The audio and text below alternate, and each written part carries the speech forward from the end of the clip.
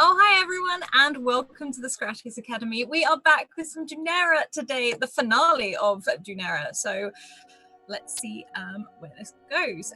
First of all, please check out the links that are going to come up in chat now. That includes our Discord, where we have a channel purely for this game. If you want to go scream in the abyss about that or about the theories you may have on it, please go check it out. We also have YouTube. If you have missed any of this or just want to binge watch a season again, we have playlists for Dunera.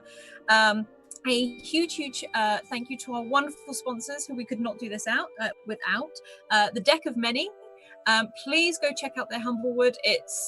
The book is beautiful, and also the moving magic cards are a wonderful thing as well. And also Mage Hand Press. You can see us using the dark matter when I run D&D in space on Thursday in the finale then. Otherwise, let's jump into it. Let's hop around the screen and say hi to everyone for the finale. Let's start, as we always do, with Jagon's Gold. Oh, hi. Oh, hi. Hope you're all thriving.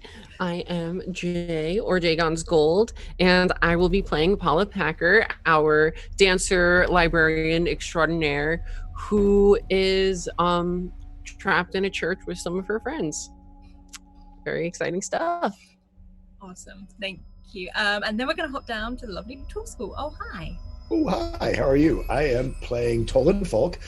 He is an older gentleman, a ex-seeker who has lost his magic. Also in this church, having just bumped into, not even kidding, my old third grade teacher, straight up. And so I'm a little more thrown than Tolan is right now, but yeah. So wow, this is going to get interesting. I'm looking forward to it. Awesome, thank you. And our wonderful guest for the finale, welcome Satine. Oh, hi. You're muted. Hi, everybody. I'm Satine, and today I'm playing Kennedy. I'm very mysterious, very dreamy. I do not want to say any more than that, but thank you for having me here. Thank you for being here. And then we're going to hop over and say hi to Mal. Oh, hi, Mal. Hi, I'm Mal. I'll be playing Reese Blackash. He's not from the city, and he's also in this terrible church, but he brought his lovely wolf. So I think things will be okay. Lovely dire wolf. And last but certainly not least, Julie.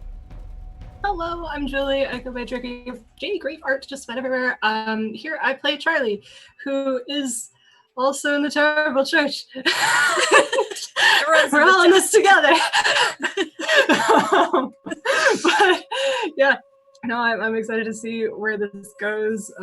Many a mystery to unravel yet, and we'll see how this all wraps up.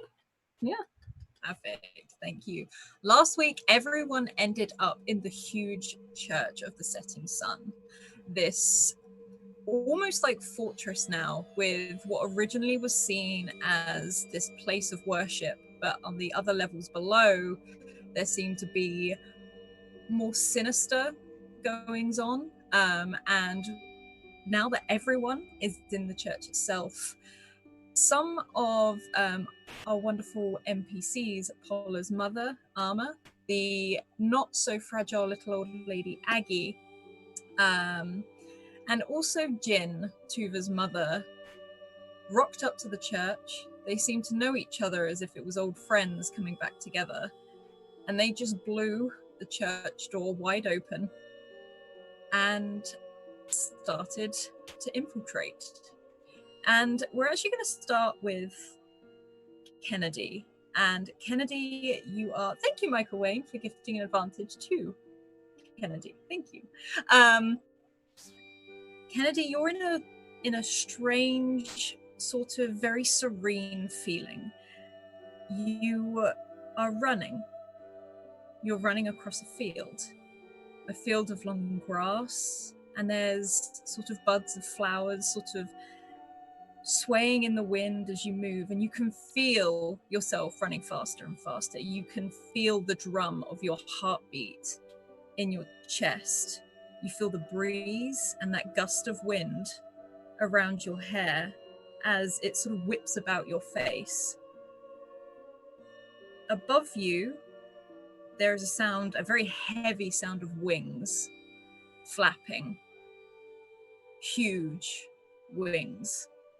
But it's strange. It's almost comforting to you. You feel like you know these wings, you know this creature that is flying above you. And from somewhere you can hear the sea. And you can smell the salt in the air.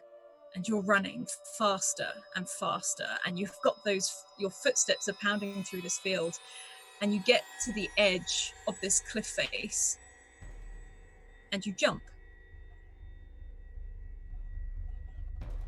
And for a moment, you wake up in a room in this church. This one that you have been invited to and come to very willingly. You have offered your services, your magic to them in the exchange that they can help you learn more about your magic. And you sit in this room that they've given you. It's not an uncomfortable room, but it's not a cozy room. It's very simple. There is a bed, there is a chair, there is a basin. And could you please describe what your character looks like as they're in this room? She's probably in night clothes, and her hair is probably in a net to protect it from the dust that may or may not be around. And as I get up, I do my morning ritual of changing clothes, and I put on some very modest, very normal clothes, very unfancy clothes. And I fold up all my nightgown and everything, and I put it away and organize the whole place, maybe just kind of slightly altering things. And then very pleased with myself, I let my long hair down. And this room is very much, you have made it yours with your things. That is what you've brought with you from where you've come from, the little bits that mean something to you, that represent you. And there is a face that you know in the room who sort of knocks on the door and comes in, and you know him as a watcher. He's a member of the church. He's in a very smart, almost like brown striped suit. He's got the symbol of the church, a setting sun, embroidered on his breast.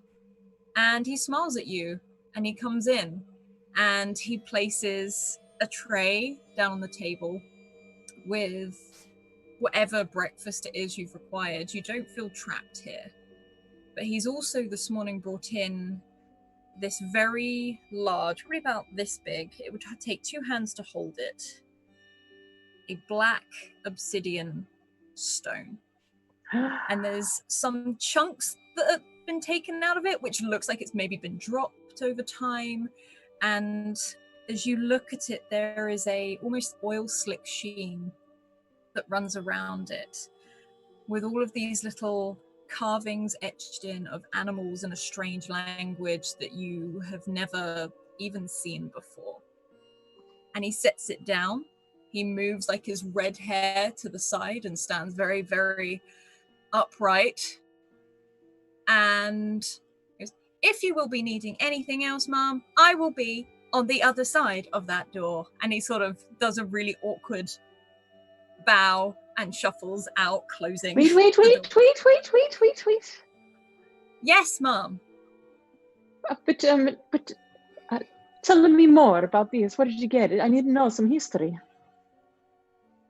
It is my duty to bring it to you and leave it in here with you to see if you do anything with it. I'm afraid I am not knowledgeable on the situation. I have just been following orders as I was trained to. And you can see that his uniform is kept in perfect condition. His hair is neat. This is his pride and joy, this job. And he smiles at you. He's like, I will be honest with you, I don't really know what it is, but some people say it whispers to them, but that's just between you and me. And he gives you a very thumbs nice. up. Thank you so much. And I close the door on her. Yeah, he's just like, oh, thank you. And sort of takes the door and closes it. And I smell it. Yeah, you can, it's got a very almost metallic-y kind of smell, and it's very smooth. Even with these carvings, it's like when you run your fingers over them, it passes straight over. I lick it. It tastes metallic as well. And it's like you lick it, you shake it. Yes, I do all the senses. As you've licked it, you felt it around. You can look at this oil slick shimmer, and as you shake it, you can hear it singing. There is this almost like a drum beat as it sings to you, like an underlying tone. And for a moment, it just sings. It sings a very calming song. And you think you can hear a voice within it. Because I am so curious, I would like to listen and take out my pen and try to write the notes so I can remember it. Yeah, you've got some like these notebooks that they've given you. They've given you everything you could possibly need. And you record this song and you can write it down in this book. And it seems to repeat itself over and over again. Looking at the notes, there is one part of the tune, and it's got such a rhythm that you could swear it was a heartbeat. I continue to study the pictures and write them down. Mm-hmm. Okay. And so that's what I would like to do for the next 30 minutes. Yeah, you can sit there. You've been given a desk. Could you roll an intellect for me, please? Just click the button next to the intellect box. Okay. You sit there for 30 minutes listening to this strange orb that whispers to you. And as you do, it's like it's in a different language, but you recognize the voice. You feel like you've heard it somewhere before. You're not sure if it's in your dreams or your memories, or maybe it's just a friendly voice. But there is, at one point, almost like a struggled word where it's like where you rest your ear up against this stone. You feel the coolness on your cheek. And you hear, hello again. Hello? Hello, my friend. Who is this? It's been a long time. Who are you? A friend. Which one? A very old one. What do you want? Why are you so mysterious? You're mysterious. It's true. Then we're both mysterious. What can I do for you? You can get me out of here. How? Walk out. Take me with you. I can't be here. I grab my notebook, I put my pencil behind my ear, and I'm like, I open the door, and I am outside of my room. Okay, where do I go? Forward, left, right? As you turn, Ginger, like this ginger red-headed like guard turns round almost immediately. Hello, how can I help you with anything you're okay. Oh, yes. Where to now? You can. They want to destroy me. That's silly or ancient. Excuse me, miss. I'm busy. Yes, but it is required for you to remain in your room until I don't know. It's just my job to make sure you remain in your room. Who is in charge? Nobody tells me what to do. I'm up to something. You just wait. Give me a minute. Where do I go now? Oh my gosh! Like you can see this flush red, and he's just. I grab his arm. Like, you can escort me. Okay, where do I go? Tell me. I will escort you, ma'am. It is a delight to meet you and be your escort today. Yes, ma'am. My name is Martin. If you so wish to follow me, we will leave out this edge. Like he starts he puts his arm out for you to take it. And as you take a few more steps forward, there is a huge explosion somewhere above you. And you feel the whole ground move. And the earth above your head start to shake and tremble. And just little specks of dust. I throw Martin into the doorway and I stand there with him like the door frame. Okay, this is going to protect us. You just wait right there and stop talking. You are very efficient, Mom, as you sort of put like this finger to his lips and you both stand in the doorway. We're going to hop over to Reese, Polla, and Tolan. And you've just walked through this first sort of avenue where the teacher was and the children into another corridor. And at the end of this corridor, there is another door. There seems to be a window in the door so you could see through into the next corridor. And somewhere above you, this explosion erupts and happens.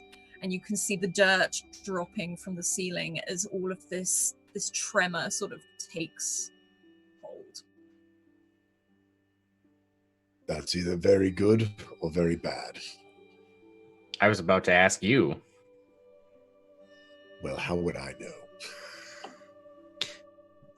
Paula would probably lean into the door that just closed in front of her into the classroom and lean in to make sure that everyone's okay.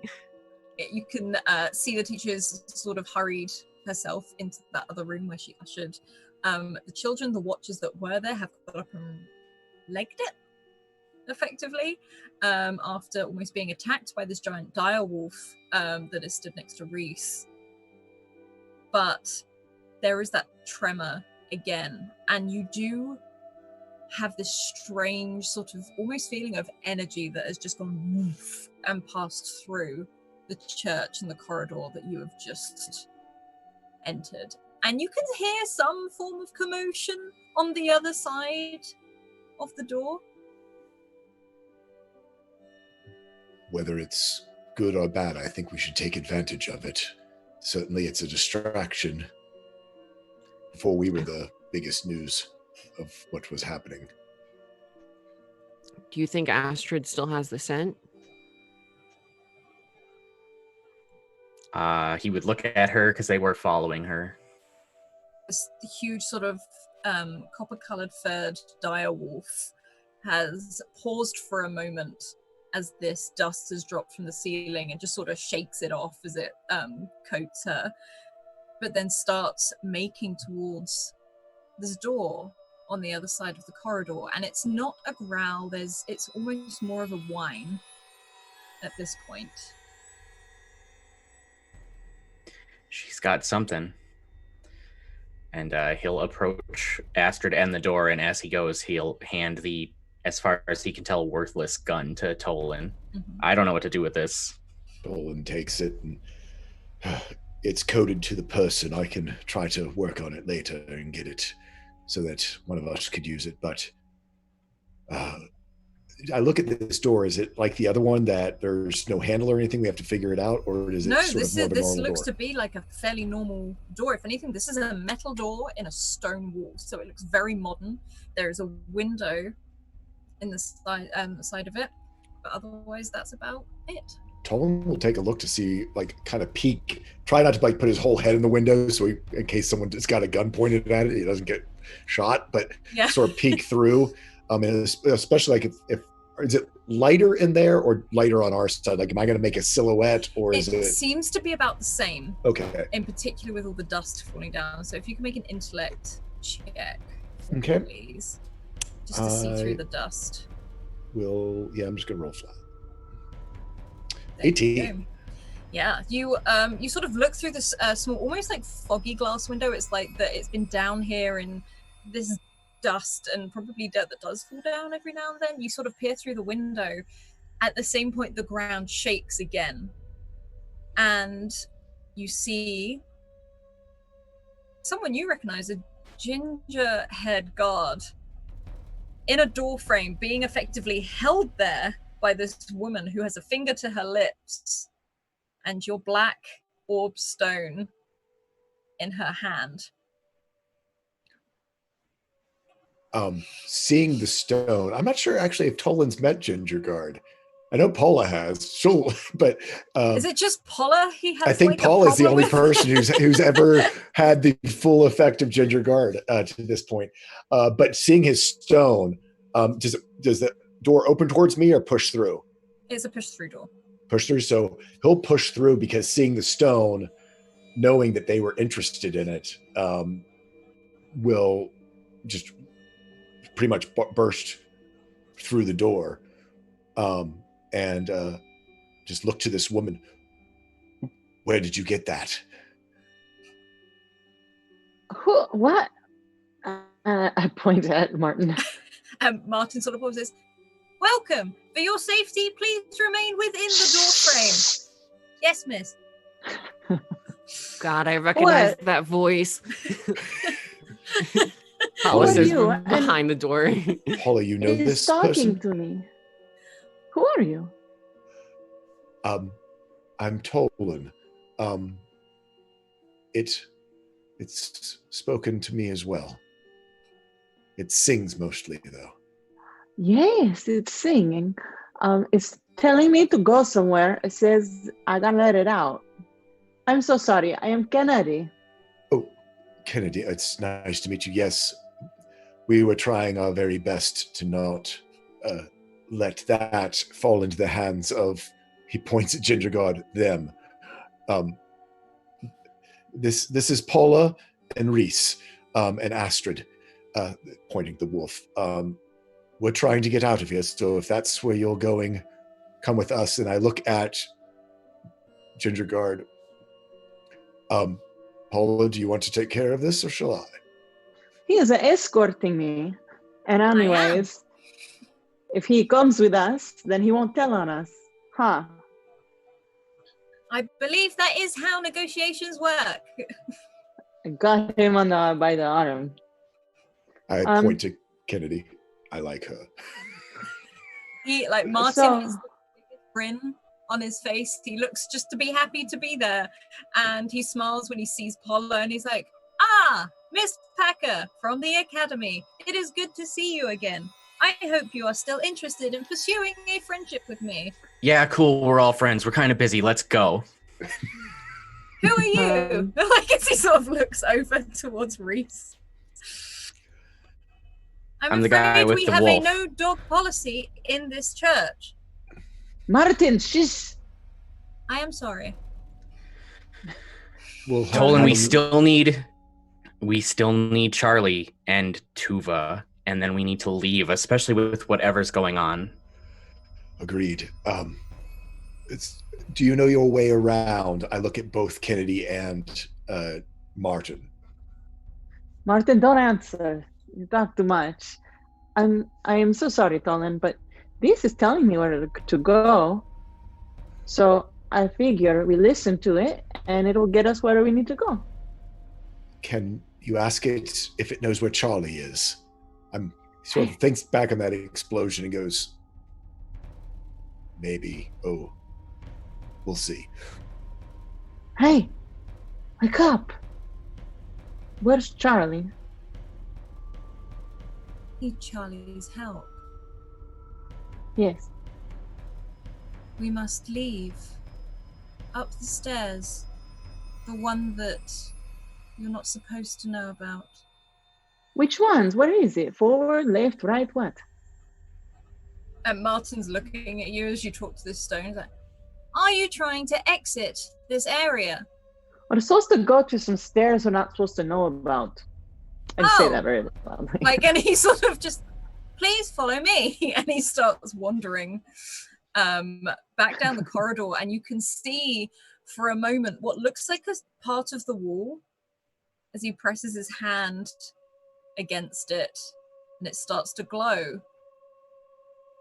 And part of the wall shifts aside, revealing this spiral staircase lit by crystals along the walls, suddenly lighting up and glowing as movement has taken it.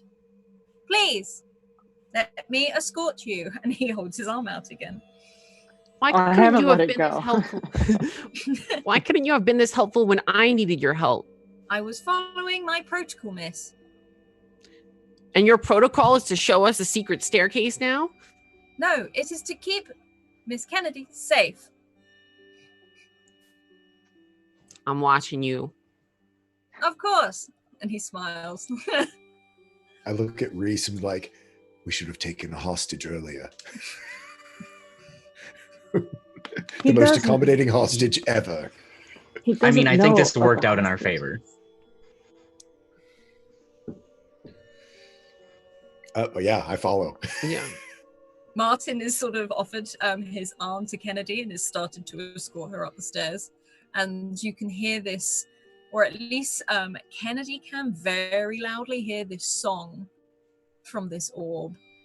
And Tolan, you can hear it almost like it's muffled, like you're listening to it underwater as you head up these steps. And this is you feel a slight breeze coming from above somewhere. But otherwise, this stone walls are very, very cool. You can see these paintings all on the side, sort of faded, like they're very, very old. This rising and setting sun, these images of animals and trees and mountains, and by some of these mountain paintings, a huge man stands taller than the mountains, as if he's walking behind them, a giant. And these sort of litter the walls and the hallways. And as you get higher and higher, some of the vines from outside have crept in through all the cracks, and their buds flower as you walk past, giving a soft glow to this corridor. Tolan, Yes. can you hear this? And I kind of hear it. offer more so you can I've get never closer. had a conversation like you appear to be having. It sings to me, and it seems to understand the language of the Inokwe that I used to speak. I still can speak it a little bit. Before I lost my magic. Game Master, would I know that language? Or have I heard of that language before? You may have heard of it. It's not something that is normally spoken by people.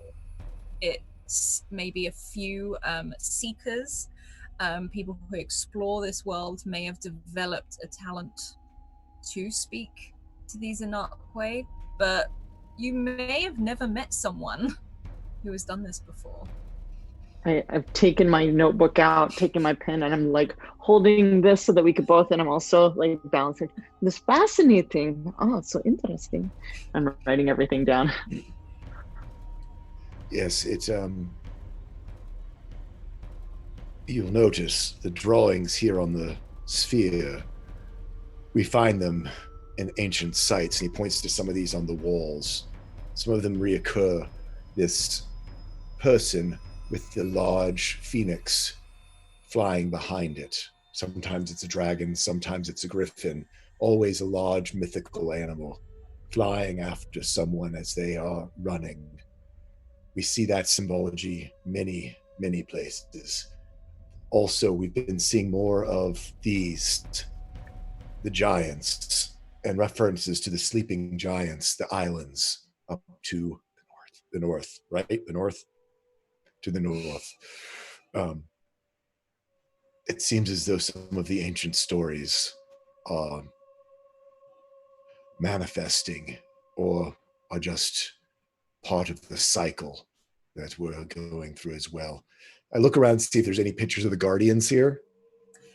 You can see some very simple depictions of these very tall, almost very humanoid, but with long masks on and huge antlers that reach almost half their body length. They stand there with their arms open.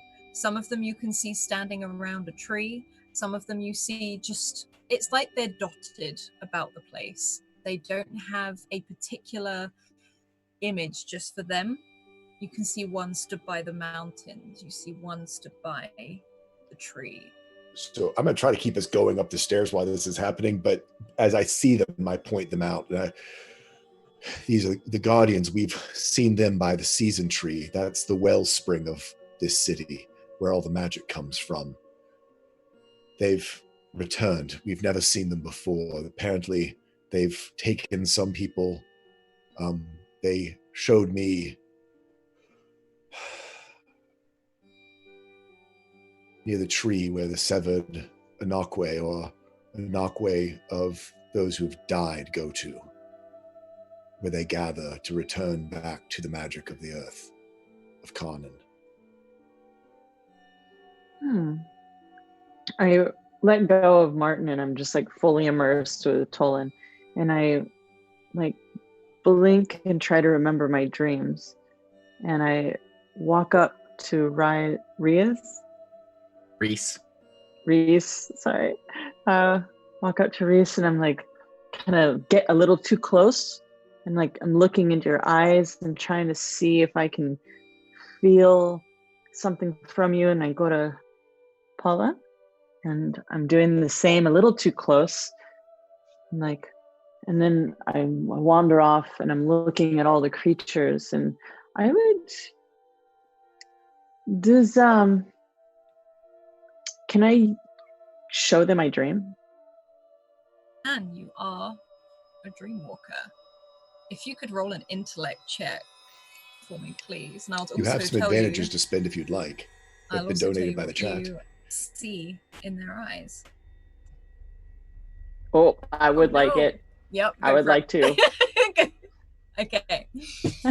You move over to Reese first, and you get very, very close. That sort of uncomfortably close sort of look, and you look into Reese's eyes, and for a moment, very much like the black orb, an oil slick sheen passes over his irises, and you're not too sure what it is, but you feel a familiarity in this man's eyes. Maybe it's something similar. You've had a shared experience with something in the world. Maybe you just feel this strong connection, but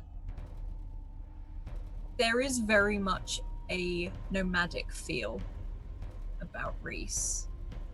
And as you move to Tolan, there's a very different feeling. In a way, it's similar to Reese. You can feel something isn't there. But with Tolan, something's gone. Like, half a person is gone. And when you reach around to Pola, you lean in again, probably that little bit too close, and you lean in closer and closer to really look. And there is a swirl of green that drifts around her irises before, almost like it disappears back off into the corners of her eyes and disappearing again as you stand in this corridor.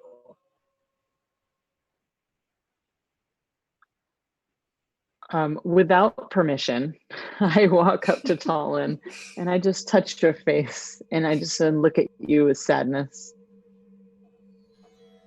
And then Tolan has been alone for a long time. I think there's that initial sort of pullback, but then he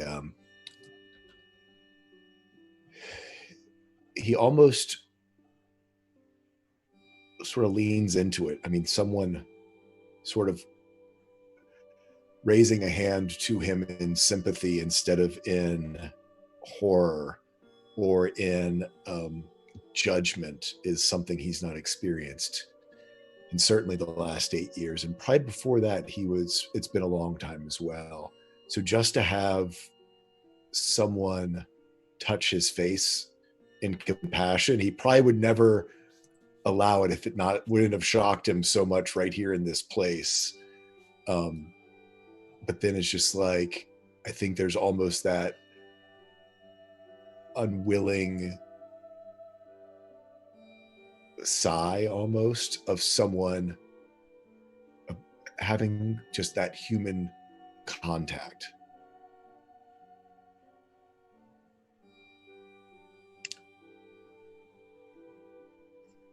we are walking upstairs, correct? And we're kind of Correct. looking at different things. And I keep leaning. I come back after I pull away from Talon and I keep sharing the song. And I'm looking around to see if anything around reminds me of my dream. Okay. You walk up the staircase and something does catch your eye. You see a figure, almost like a stick figure. It's a very simple drawing of someone running. Someone running across a field to the edge of a cliff, sprinting. A huge beast flies above them. This one, I dreamt it. What does it mean? It looks a lot like the stories that Matthias tells. I have a friend who tells stories and he can make them appear in magic, and one of the stories kind of looks like that with a phoenix in his story. This is important. This is very important. And I would like to use my dreamcraft to animate my dream. Yeah. Somewhere in the room. And I do kind of, now that I'm not holding on to Martin, I hand Tolan the orb and I grab Paula's hands and I pull her and I go and I animate it somewhere. Yeah, as you do, you hold onto Paula's hands, like you clasp them tightly. And as your hand almost brushes over the stone, that little drawing starts to run. That little drawing starts to move. And the huge winged creature flies up. And as it does, you see the little person run and jump, arms wide, off of this cliff and disappear below the steps. And for a moment you can hear this like a whistle, that gust of wind, but it sounds like it's whooshing down the tunnel, coming down from above.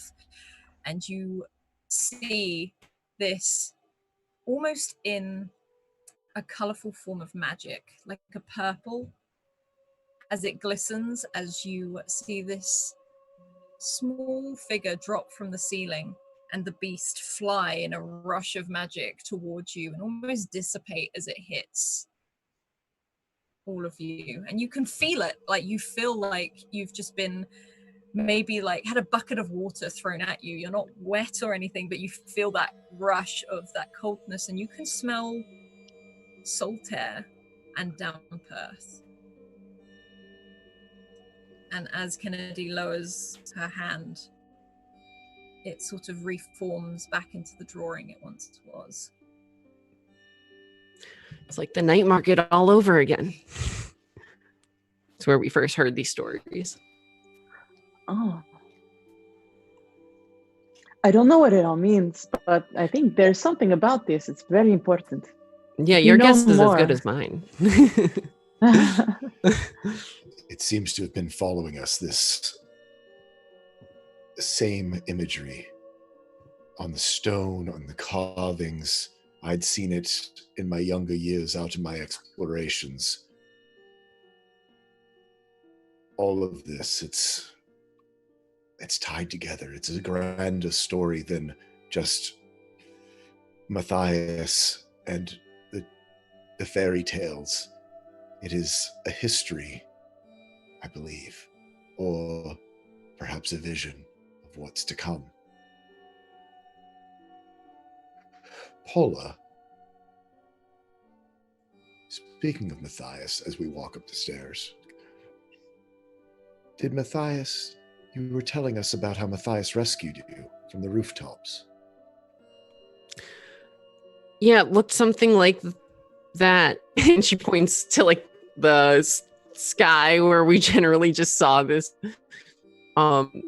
vision. I mean, I jumped and then he did the wings and then we were off. Very strange. I'm definitely noticing these themes as well. Although I feel like we need like a cipher to make sense of it all. Well, we also saw the wolf there at the stones at the house, at the seashore. Perhaps, I don't know, Jonathan and, I lost Jonathan's. Rickard. Jonathan and Rickard. We never got a chance to talk to them. The shadows attacked.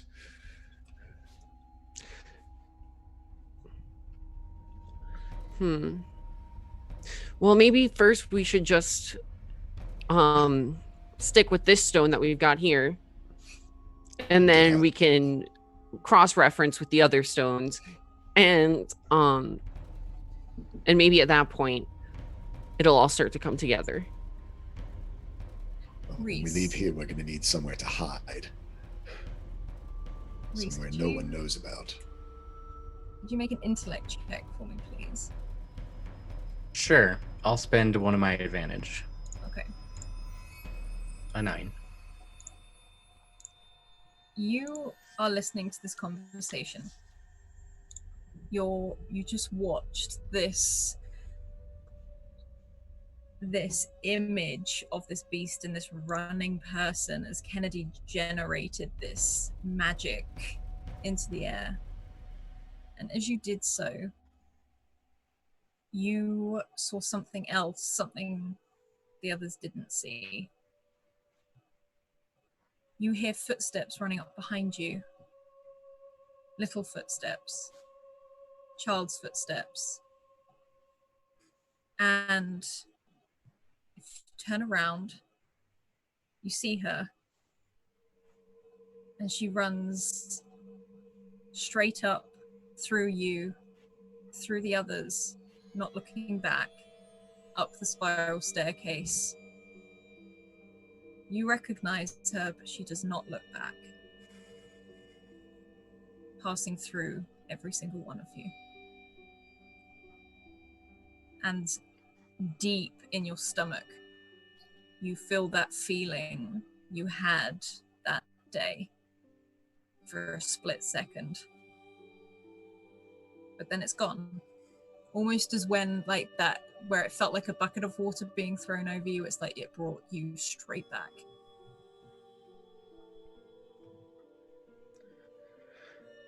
What was that? What was what? What did you do? What was that? I show you my dream. I just had it like an hour ago, maybe 30 minutes.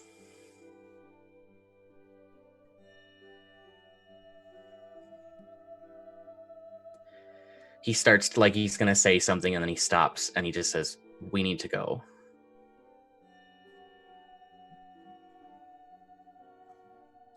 Everything all right, Reese? Sure, other than the church is apparently exploding around us. Yeah. Good point. Martin, where did you go?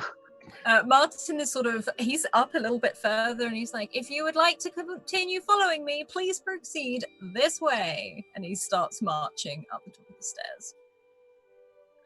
Tolan, can you hear it? Can you hear the talking? I just hear the song, right? You only hear the song. I just hear It's the Do song. you mind if I just can I please have it back? Yes, of course. Oh, sorry. As it reaches your hand, Kennedy, you feel it like it warms up. Oh. As if it's just warming just a little bit. And meanwhile, upstairs, Aggie, Armor, and Jin have just blown the church door in. There has been an absolute explosion and shatter of splinters as these huge, ornately carved doors have just been thrust off their hinges, thrown into this huge hallway, this marbled, sort of almost mosaic type floor, the huge ceilings reaching up as chaos starts to ensue. And people in the church start flooding out. They are running. They are sprinting. You can see Jin Zinakwe, this tall, elegant blue stalk, start to glow brighter and brighter as it grows and gets larger and larger, its wings starting to spread out. And Aggie takes one of the guns from by her side and fires up into the air 6 times, yelling for people to get out.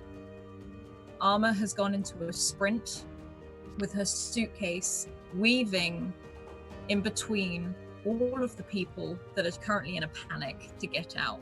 She is yelling back to Aggie and back to Jin that she thinks she knows where they're keeping Charlie. And she bursts through a smaller door. It's like she's fighting a wave of all of these people that are trying to get out as the roof starts to shake. And here and there, some of the watchers start to appear, but Jin throws her arm out to the side, and it's almost like a wave throws them backwards. And they sprint. They get through this crowd. They have their gear armed. You can see as they're running down the steps, Armor is starting to open that suitcase. She is being thrown the gun that Aggie kept on her back as she fixes a scope and a silencer to the top stair of it as she sprints down these stairs. That she hasn't been in this church since her husband disappeared. As she weaves down these steps through all these corridors, she knows it like the back of her hand. And now her daughter's somewhere in the church. And her 2 friends are close behind. Charlie, you are woken up by a massive explosion. You are still tied to that chair on your side where you tipped over. and you are in this room. The wires, some of the wires still attached to you. The screens, a lot of them have burst, the glass sort of shattered all over the floor. Charlotte is no longer in the room with you, or you are in this room currently on your own, but you can see that dust starting to trickle from the ceiling. Some of the machines around you start to static. What would you like to do? As you start to hear a commotion in the corridor outside your room. Can I tell if I have done any damage besides just like cracking screens and things to these machines? You have short-circuited all of them. You have fried them. Excellent. I'd like to wriggle free if I can. I know my feet are mostly free. I don't know if I could like use leverage in some way. Let's get out of there. Roll a might for me and see if you can break the bonds fully and get out. You know what? Are you going to do a nat 1 or a nat 20? We'll see. This is what you do. We'll see. I'll use an advantage because I have so many. Of course. Well.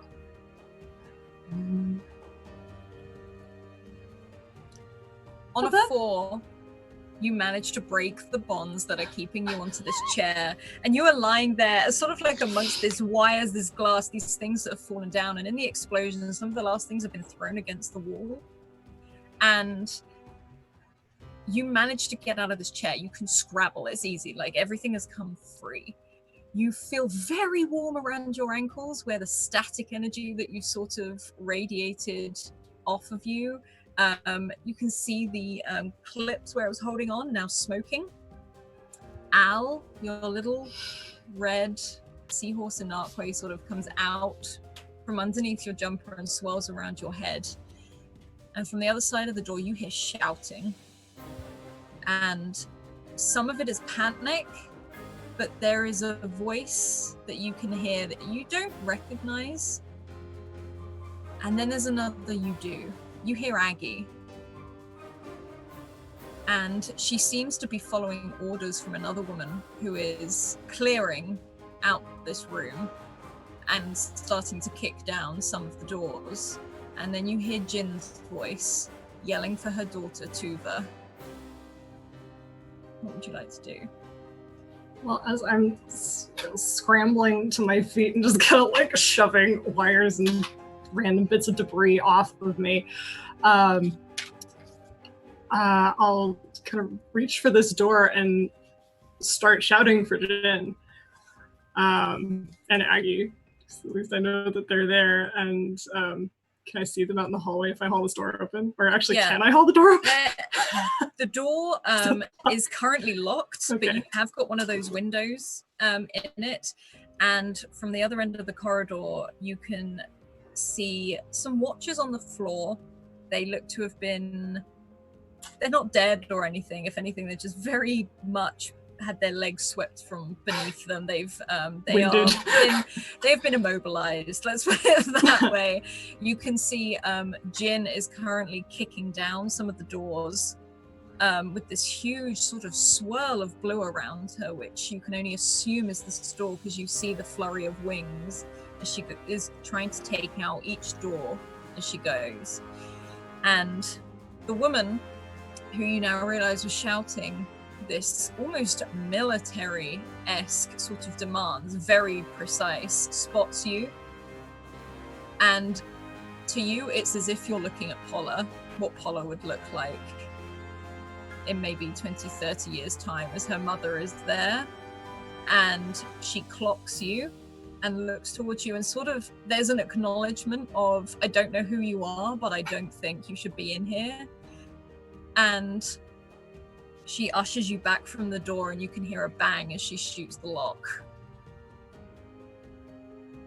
Cool. Now I haul open the door and I'm going to continue shouting for Aggie and Jin. Or at least heading to where they are.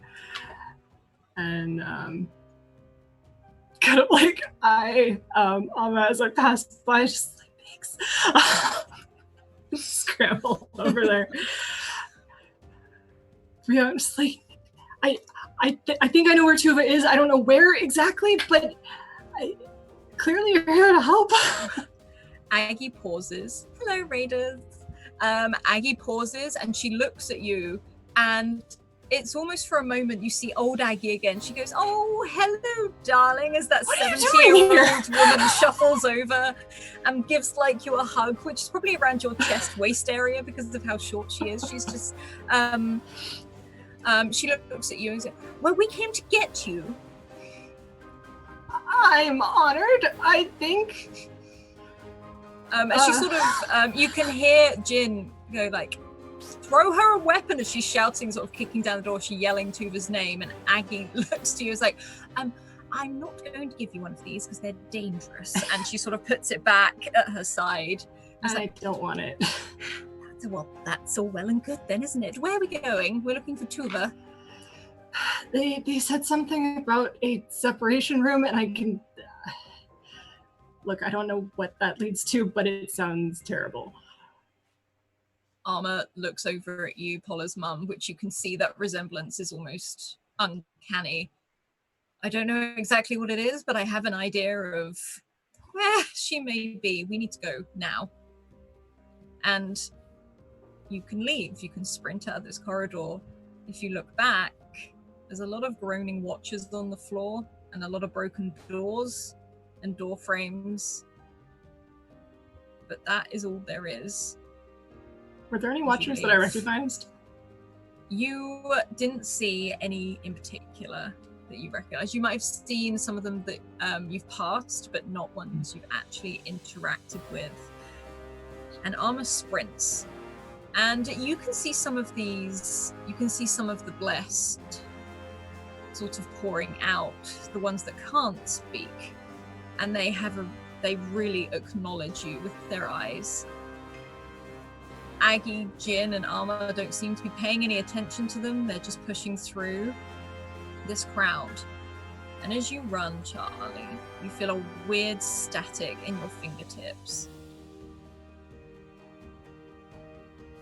I just kind of look down at my hands. Is there anything like going on, or you can see like feeling blue and purple? You know when you touch one of those lamps and they sort of like attract you can see it almost very briefly in between your fingertips, and you can see Al in his little seahorse form drifting past you, and it's whipping around him. I'm just kind of looking at him, just like, okay, hang in there with me, buddy. And keep running. You sprint.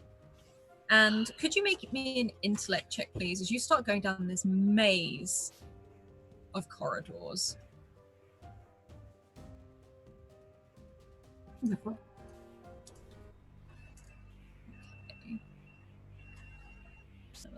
Okay, you walk down these corridors and they're cold.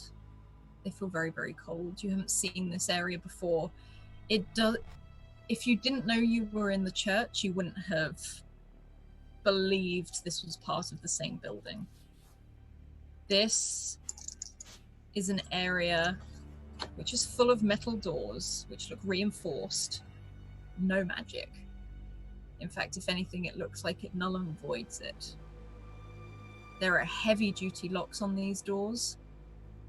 You can see there are some watchers, but they seem to be running, as you hear that other rumble again as the church roof shakes. And the three women have fanned out to try and find. You can hear Jin yelling her daughter's name. You can hear Arma calling for Paula. And you come to this door, and there's that static again. That static that makes you stop. And you stop by one of the doors. And there is this window. And as you walk past, there's lots of people in here. There seems to be one person in each room, each hooked up to something.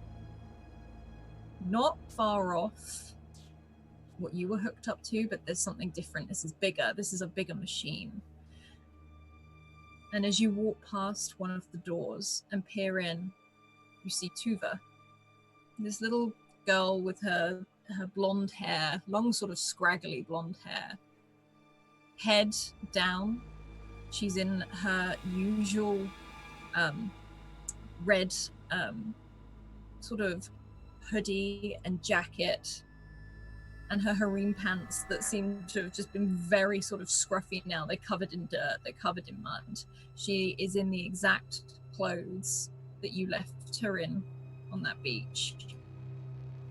And these doors seem to be soundproof because you see her open her mouth almost in a scream, very quickly and very briefly.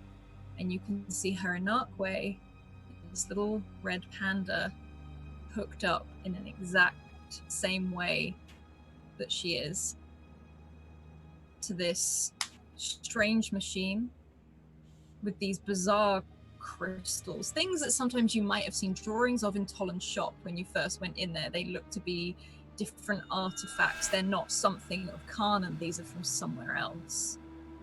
But you can see Brenna, this little red panda, flickering in and out as if she's slowly starting to disappear. I'm just like pressed up against the door, like, no, Jen!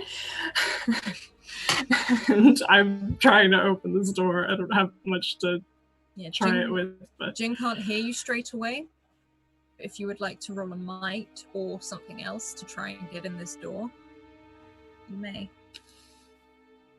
Well, kind of thinking back to what happened before with like similar doors and things. I don't know where we were, but if I could try the same thing where it was just like trying to overload like whatever kind of circuitry is around this door that keeps it either locked or like disrupt this force that is keeping it shut or repelling other magic. Okay. Yeah, roll for me, please. Forget if I used. I think it was. Use it. Use the auto success. You know what? Yes. Describe to me how you open this door with your static. Just like seeing that no help is quite here yet. I just put like both hands, like one on kind of either side of this door, and again that like almost spider webbing pattern of like lightning essentially through all of the cracks in the stonework and seams and whatever is around this. And just like glows to a point all the way around this door that it just fries whatever is. Yeah, you see this almost like this electricity rush up this door, goes inside, and at one point, as you really start to sort of force this energy in, you feel a change, like you've changed. You don't know if it's something to do with what they hooked you up to, but the door in one instance bends and the lock starts to smoke and effectively drops off the door. And at that point you can see Tuva's head has dropped and she's breathing very, very heavily. There doesn't seem to be a watcher in here. It looks like they've left the room for a reason. But you see this huge machine that's almost built into the walls here. And the other side of Tuva, almost as if it was like a transfer, you see all of these different wires, all of these different tubes with all these different colors in. And Brenna is slowly disappearing. That's static. And Jin comes running around the corner, sprinting, pushes past you, and runs to Tuva. Is there anything you'd like to do? I'm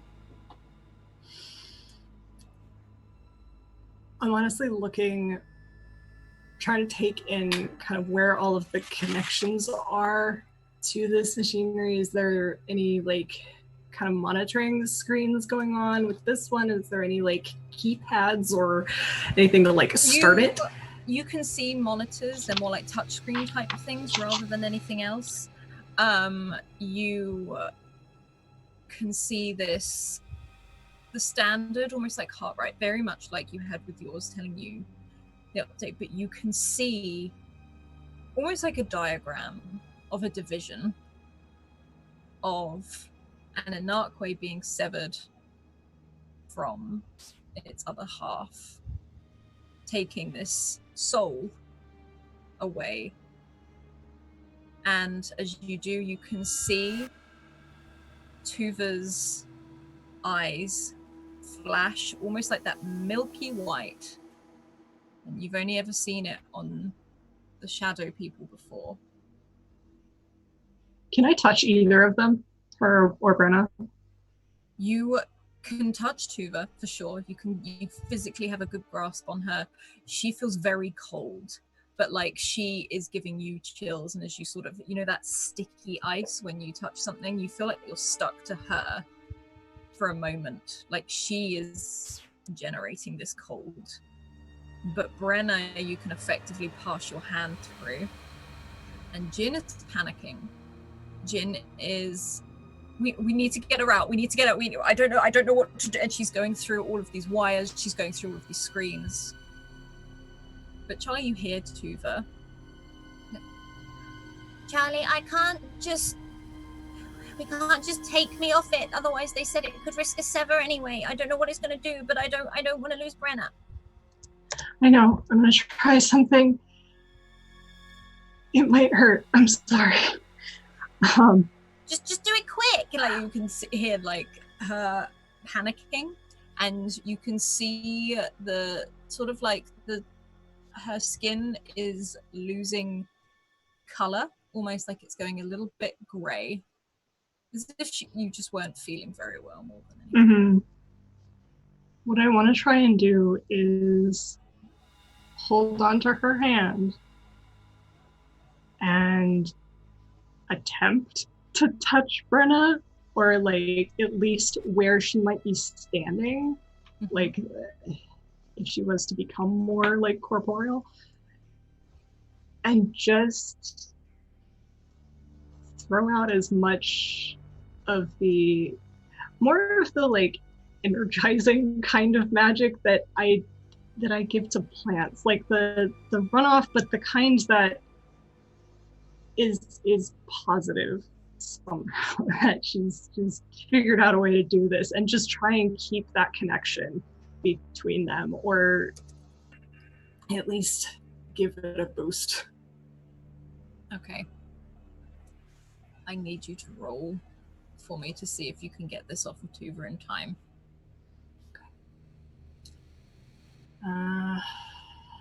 It seems an advantage. I don't know if I can. Well, I can use effort. I have plenty of that. Spend all the things. Spend the things. Okay. Well, we'll try it again. Okay. Hang on, that was. Are you using an advantage? Or Yeah, are you I am. just in that? Oh, okay. Okay, so yeah, I'm glad that I didn't. On a 5, Jin steps back, still holding her daughter's hand, as all the lights in the room start to flash on and off, like they're short-circuiting. Aggie and Armor arrive in the doorway. You can see that they've got their backs to you. They seem to be covering the door. And there's a moment where you see Tuva start generating her own shield. It's like you're feeding both energy into her and the machine itself. You can see almost like a shield start to pop up around Brenna, as if it's creating a resistance. And then there is a bang. and everything short circuits. All the glass from the lights in the ceiling crash and smash as you send this energy field effectively throughout the entire room. All of the wires drop. All of the screens smash. And all the lights go out. And now we're going to hop back over to the others as they walk up the stairs. And all of you have just come to the top. Martin seems to be pretty happy with himself. He's taking you to the top of the staircase. And you are now in a corridor you recognize, Paula. You're very close to the main hall. And as you arrive at the top, Martin looked at it and was like, if you would please sort of continue along the edge of the corridor, take a first right, and you will be in the main hall. And there's a rumble again. And the lights flicker, and you feel like a pulse go through the church, almost as if it's from below rising up. And Kennedy, you hear that little voice again. I need Charlie's help. And Okay. anyone who is being observant, could you roll me an intellect check, please? Who would be looking around? I'm just listening, so. Okay. Okay. Are you rolling, Tolan? Tolan's on his focused piece, which makes Okay. it so that he gets unaware of other things. But it means that if you point him towards a specific thing, he then has advantage on whatever you point him towards. So he's got his focus on. Paula, Where is Charlie? you can hear just like that whispering and that singing again, and it's Charlie's coming. And you feel that wave hit again. There she is. As that wave ripples through the church up the different levels. And Paula, you see this. Well, you feel it before Reese. Reese, you do see this, but Paula, you have a headache. You can feel it creeping up the back of your neck, into the side of your head, almost like just nothing too bad. It's like an ache on the side of your head. And as you turn and look down the other end of the corridor, Reese, you almost do at the same time because you can hear Astrid growling. Is a watcher. Charlotte is at the other end of the corridor. As she looks at you, she smiles, that very sickly sweet smile. Her blonde hair tied up. She is not in her jacket. She's not in her smart uniform. She's in the trousers, but she's in a shirt, sleeves rolled up. Where are you going? And you can feel that headache start to creep a little bit more, Paula. So you're the headache that everyone's been talking about. I am.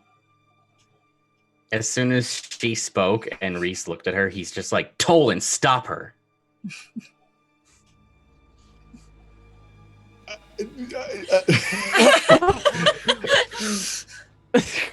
You said you're in focused mode. Here's your problem. Stop it. I do know what I'm going to do.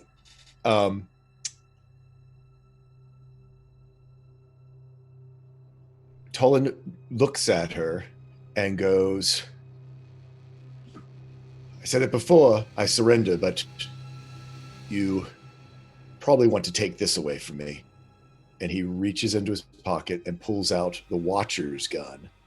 And can I use an improvise real quick? So I'm going to spend my 3 intellect points. Mm-hmm. And I need to roll to see. I still need to roll, so I need to spend another because I'm going to spend an effort on it. Because what I want to do is basically snap the capacitor onto it while we can't shoot it because I don't want to break that rule of your world that things like. I'm figuring if I have a capacitor overloaded, it might explode enough to break her concentration. So basically turn this gun and whatever bullets or ammunition that it has into it. Basically, I'm attaching a taser to a loaded gun and throwing it at her. Okay, so you're throwing it towards It's like her. as though I'm disarming myself and throwing her the gun. Okay, yeah. Like, yo, you should take this. You should disarm me first. So he basically goes, we know what you can do. Here, we're unarmed. And he throws the gun at her, which would look like one of their guns, but attached to it is this capacitor, which, is small enough that I don't know how good her perception is. But anyway, I'm going to use an advantage, and I'm using some effort to hopefully make this ploy work. An 11. So whether she goes for it, whether she catches it or it catches her off guard. It catches her off guard on an 11. You see it's sort of, you throw it across the room and that static like kicks in when it's sort of just not at her feet, but just before her feet. And it's like, it almost goes off like a firecracker. It starts popping and you can see her shield her eyes immediately as it sparks up. And some of these, like the energy stored in this gun just explodes like a small, almost like firework or something as it goes off, and she quickly looks away. And Paula, your head goes back to normal straight away. The headache goes, and you can hear her yell. And as you turn and look, especially on your nat 20, you can see Christopher down the other end of the corridor. Everyone, run! I'll direct everyone towards the door that Martin was pointing us to before. Yeah, Martin is sort of very confused at this point. He stood there watching to see, because it's both his side and he has been assigned to help Kennedy. So he's in a little bit of a dilemma right now as he stands there and watches the situation. You can see an inner conflict. Martin! Come on, let's go. Oh, we can leave him here. We're better off without him. Yes, I am your escort, and I will escort you to a safe place. And he starts running, almost dragging half of you as you head up these stairs into, you can see where the explosion has hit because parts of the ceiling has fallen down. There's big planks of wood crossing the corridor and by the door. You can see the door has been blocked by these big pieces of wood that would take you out into the main hall, or at least the staircase up. And you hear whistling as Christopher is walking down the corridor, just whistling. And he approaches you. You don't feel anything bad. You don't feel any headache. You don't feel anything to that respect. And he smiles again. And you can see how much he looks like his twin sister Charlotte. That same face, that blonde hair. And he looks, that's ours, as he points towards the stone. And Kennedy, you can hear it just sort of, the song stops. And you can just hear, they want to destroy me.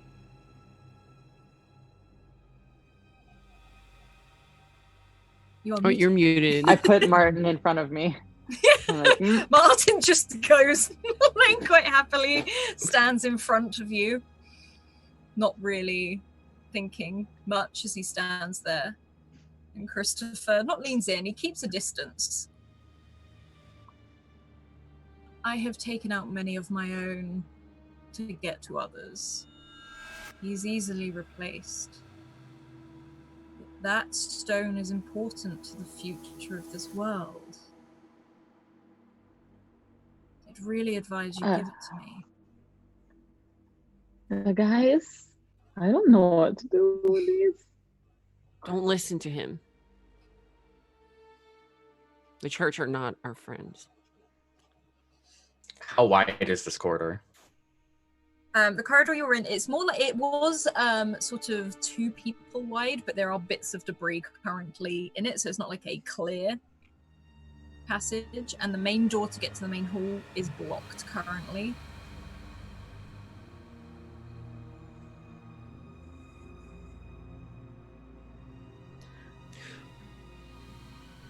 Christopher, what do you want that stone for? He sort of pauses and smiles for a moment. I have been ordered to destroy it, find out information and destroy it. That's why she's here, and gestures over to Kennedy.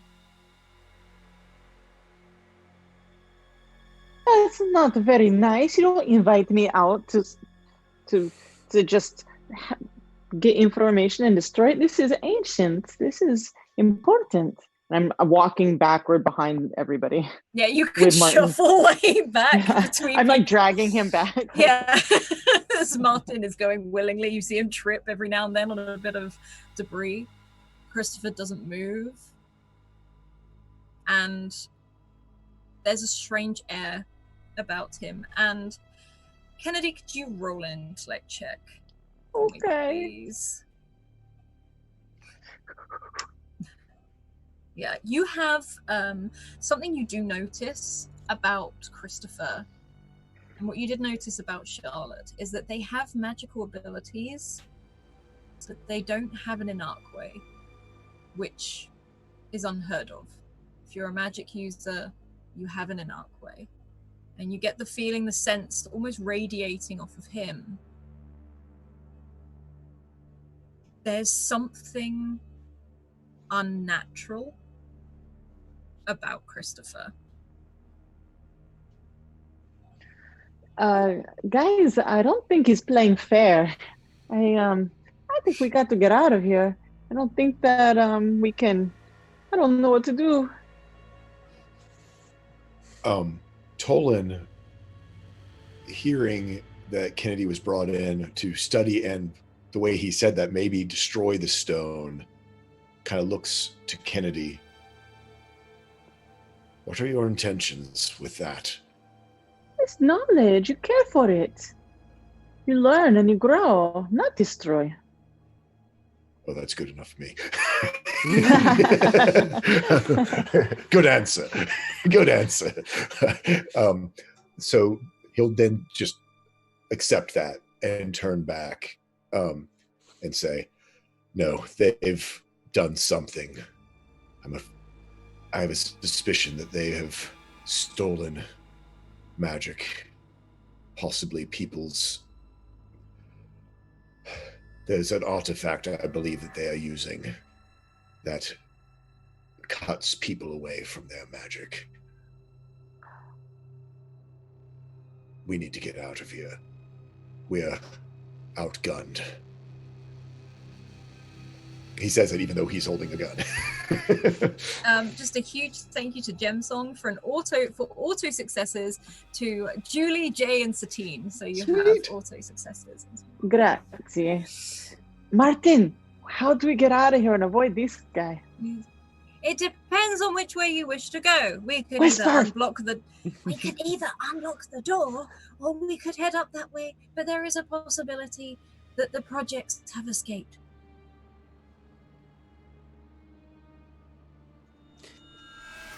Projects. You say the projects? Mm-hmm. I could hear Scrat laughing in the other room. Sorry.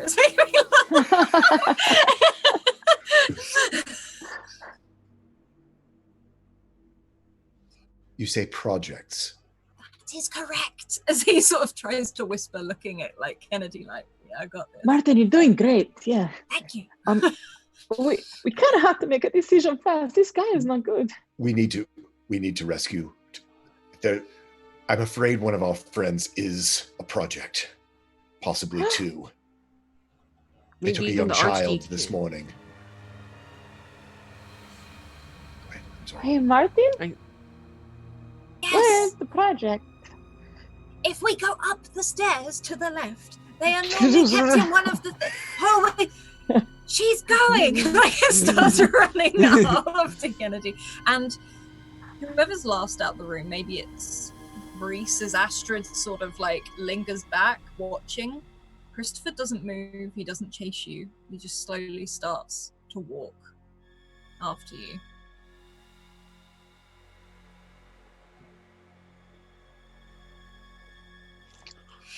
He's gonna follow us. Is there anything we can do to slow him down? close the door. I mean, that was to everyone else, but yeah, I'll close the door too. Can your dog do attack mode? Astrid, go. Yes, Astrid could attack. I was about to do that, and then we decided to go this way. Is there anything around to block the door? You said there's debris. There's debris. You could roll a might check for me to see what you can start blocking. He's not running. He doesn't seem to be in any hurry to catch you. Ooh, that makes me work even more, but I'm still going to put something in his way. Reese, can you help me put something to block this door so that they can't get through as quickly? They don't seem in a hurry, which is troublesome that we might have just blocked ourselves in here, but any barricade will help.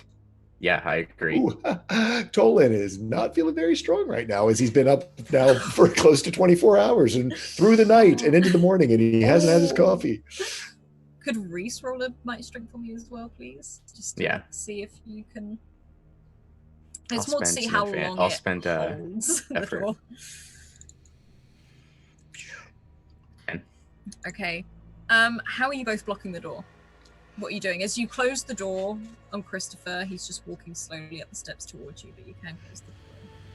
I think with my might roll being so low, I have to kind of do it like the scientific way, which is, because he can't pick up any of the big pieces. So he's going to try to do like the chair wedge thing of under the door knob, and try to use some science, do his tinkering skill. I think Reese is just picking up the biggest debris he can. Mm-hmm. Yeah, you can find planks of wood, you can find bits of what you're pretty sure came from the ceiling at some point, and start wedging and jamming it in front of the door. And there is a window in this door, but it's like this big, it's tiny. And you can see Christopher appear the other side of it, and he just looks in. And we're going to hop back over to Charlie. Charlie, as you have set a surge through this machine, all the lights have gone out. For a brief moment, you're in complete darkness.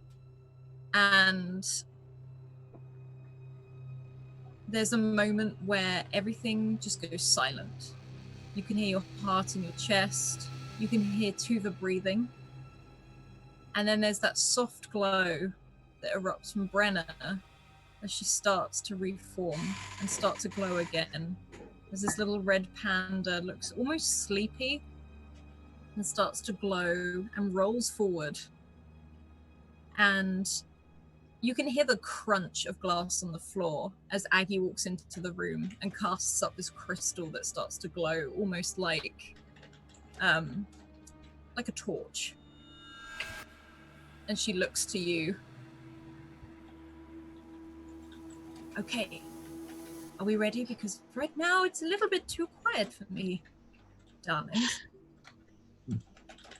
I just honestly pick up Brenna and do this big hug, Yeah, you can feel her little arms, you can feel her little arms sort of go round your waist, and you can tell she's got a real lack of energy, but she's trying to squeeze as tight as she can, and you hear that muffled voice sort of buried in your jacket, just like, thank you, darling, thank you for not leaving me. I'd never. Thank you. And it's just over and over again, it's thank you, and you can feel her gripping at your jacket as Jen has moved to strike up another crystal herself. And for a moment, you hear that crunch of glass again, and you see Armor in the hallway keeping an eye out, and you see that glow cast up. I don't mean to alarm anyone. We have a bit of a problem. We need to move fast, ideally.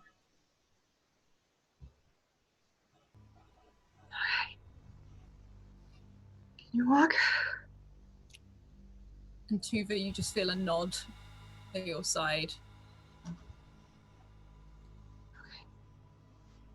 And slowly, you start to edge out of the room. all the doors are open. With you short-circuiting it, all the doors are flung open. And in that soft glow with that crystal, the end of the corridor is filled with these strange shadow creatures. There look to be maybe 16, 17 of them, as some of them are just stood there watching the light. Some of them are still coming out of the doorways. You can see like a wisp of color disappearing from their side as they walk out. And they pause. And you can tell once again that they can't see you. But as their nose twitches and they sniff the air, they can smell the magic on you. And you're very aware that you have just done an explosive spell and are probably radiating this right now. I need you to make a speed check, please. As they all stand there and not look at you, but they're looking in your direction.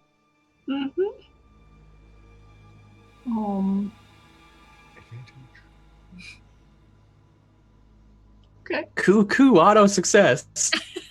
You know what? I'm waiting for it to really matter. You stand there. Aggie, Jin, and Arma stand there.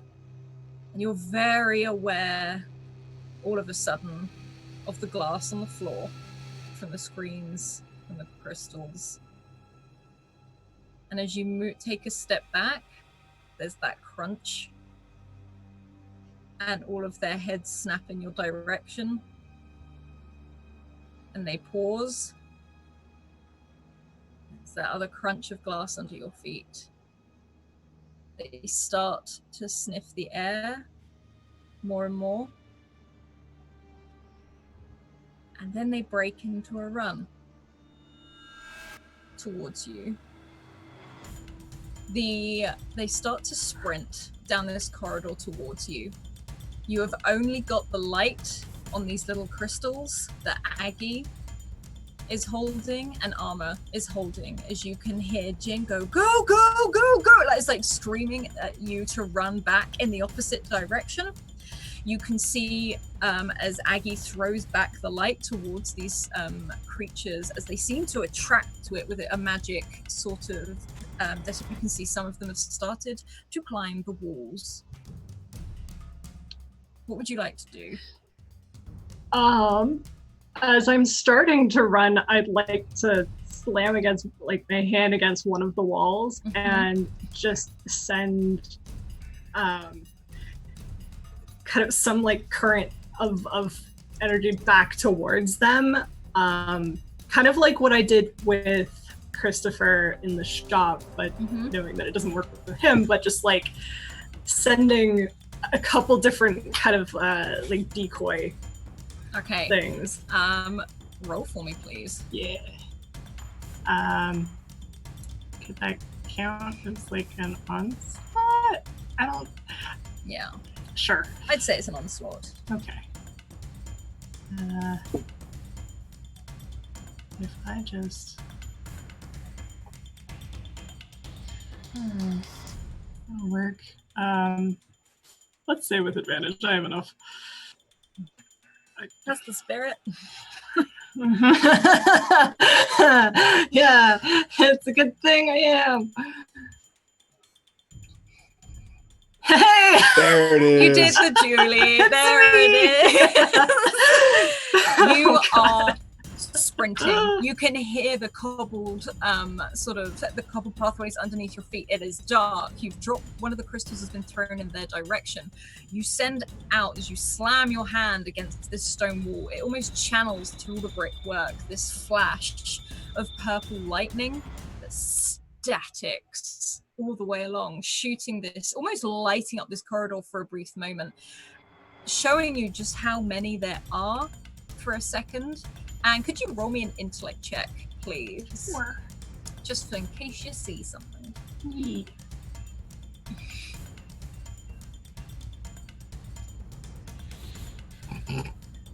Nothing.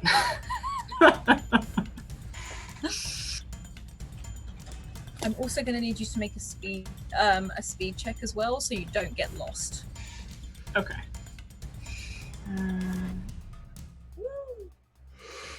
Let's use some effort here, because, yeah.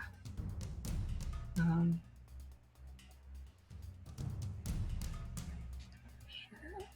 think. I still don't know how adding. Oh, well.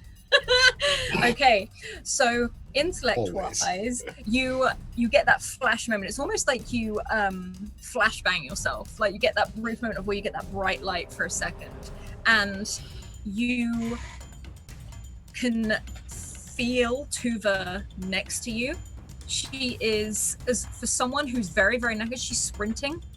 You also see flashes of light as Jin is throwing back these little blue streaks of energy, and this blue stalk has almost taken off. But you can see how they've crawled up the walls, and now some of them are on the ceilings where you've sent this energy through as they're trying to get to whatever magic this is. They're trying to reach it. On that, you also recognize one of the shadow creatures briefly, as there's a wave sent through it all. As you send this light up, you look up to the ceiling, and as you run past, you see Siren's face looking at you as you keep on running. And you can hear a yell from somewhere.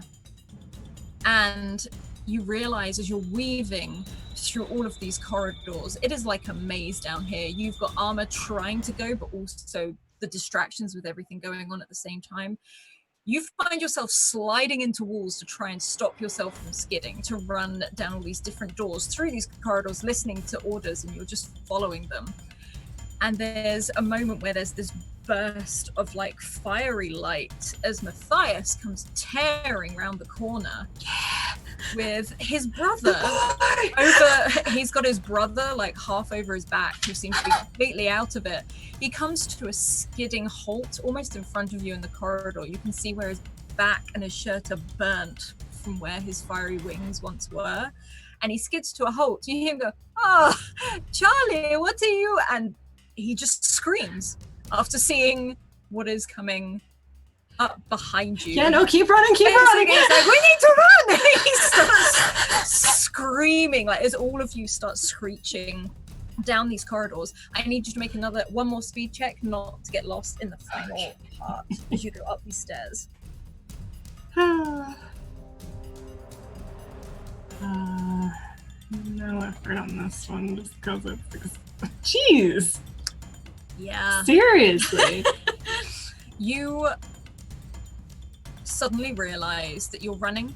You've got hold of Tuva's hand, and you can tell because Brenna is bounding in through the air on this red light, mixed in with Al sort of swirling around, lighting your way to go. You take a turn, and you realize you and Tuva are on your own. You've taken the wrong turn. You don't know where you are. And you can just hear that sniffing. And you can tell that a lot of them seem to have followed in the other direction, probably after the others, because of the amount of magic they're generating. But all the lights are out. And I need you to roll another intellect check, please.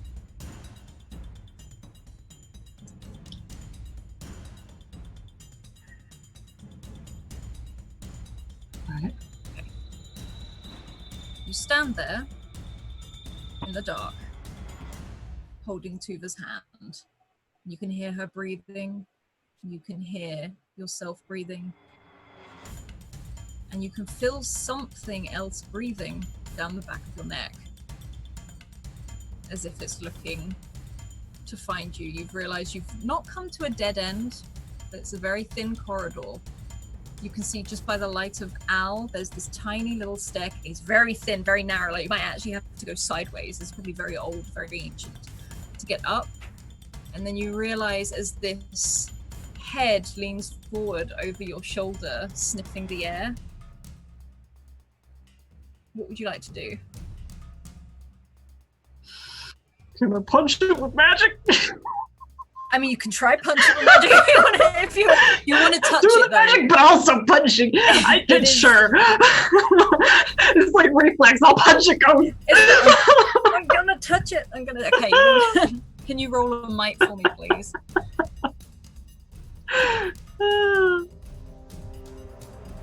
Oh boy. 4. You punch it. How do you punch this thing? How are you? As it is, you can feel it leering as you stay very close, and its head is leaning over your shoulder. Yeah, I think it's more just like kind of underside of jaw kind of thing to like ideally make it cartwheel away from me.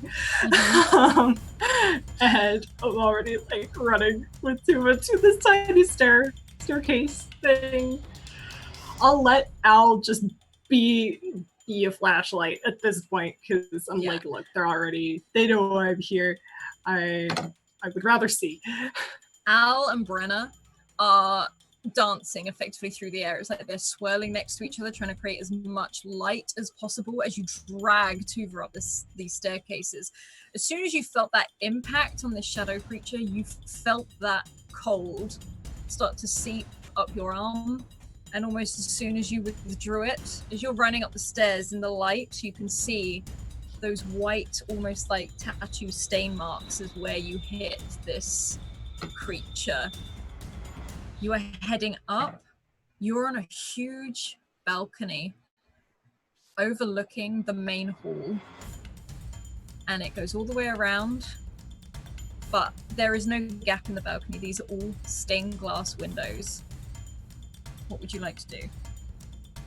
And Tuva's literally just like, run, like just screaming as she's going. Can I see through the stained glass windows, or are they completely opaque? It's literally it's just very, very colourful glass. Okay. You can see these huge stained glass windows that have pictures of some of the priests and things like that. The rising sun.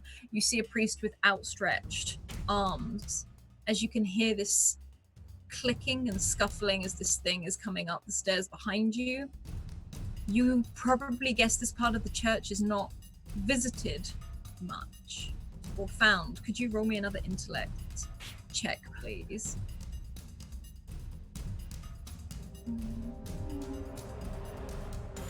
Okay, as you're running around some of these stained glass windows, you can see the different images depicted on them. Every single one has this strange tall creature with antlers in the stained glass surrounding the top of this church. What would you like to do? As you can hear this thing coming. Like I can see them through it, or in as part of the picture? As part of the picture. Oh, okay. In stained glass. All right. Well, for now, I'm gonna keep running. Is there anything downstairs that I noticed? Like, are there still people running? Like, is that the main It looks hall, to be, or? It doesn't like to be the main hall. You can see one or two people leaving. It looks like most people have left. You can see a lot of see the debris has doors? fallen. You see these doors that are currently left. It's more sort of splintered wood. You can see how some of them have collapsed over the archways and things like that. But otherwise, there's not really anyone in here. How far down is it? It will be a fun jump for sure if you want to go through a window. She says. Oh yeah, you can certainly try. You would like to, if you do, you're going to have to go through a window. Mm-hmm. I looked at Tuva and I'm just like, you think you can do your bouncing thing? As we're running. And like, have you picked her up, or are you like holding a hand? I've kind of like I'm like partly supporting her, I think, and yeah, just like helping her run along. we're both pretty fast. Like, I know she's quick as heck, but I know she's tired, so among other things. Traumatized. Okay. She sort of looks at you. You can see like bags under her eyes, which looks very strange on a 9-year-old. You can see like whatever is done is worn on her. And she looks at you and is just like, I can do it. And she's looking at her hands and starting to try and flick up that shield that she does. And as she says that to you, this creature throws itself towards you from this doorway. What would you like to do? I would like to throw an onslaught at it and try and blast it away. Kind of that same like sound kind of based one. I will offer you a GM intrusion. No. Okay. I have XP to spend. I can actually say it this time. So I want something to work.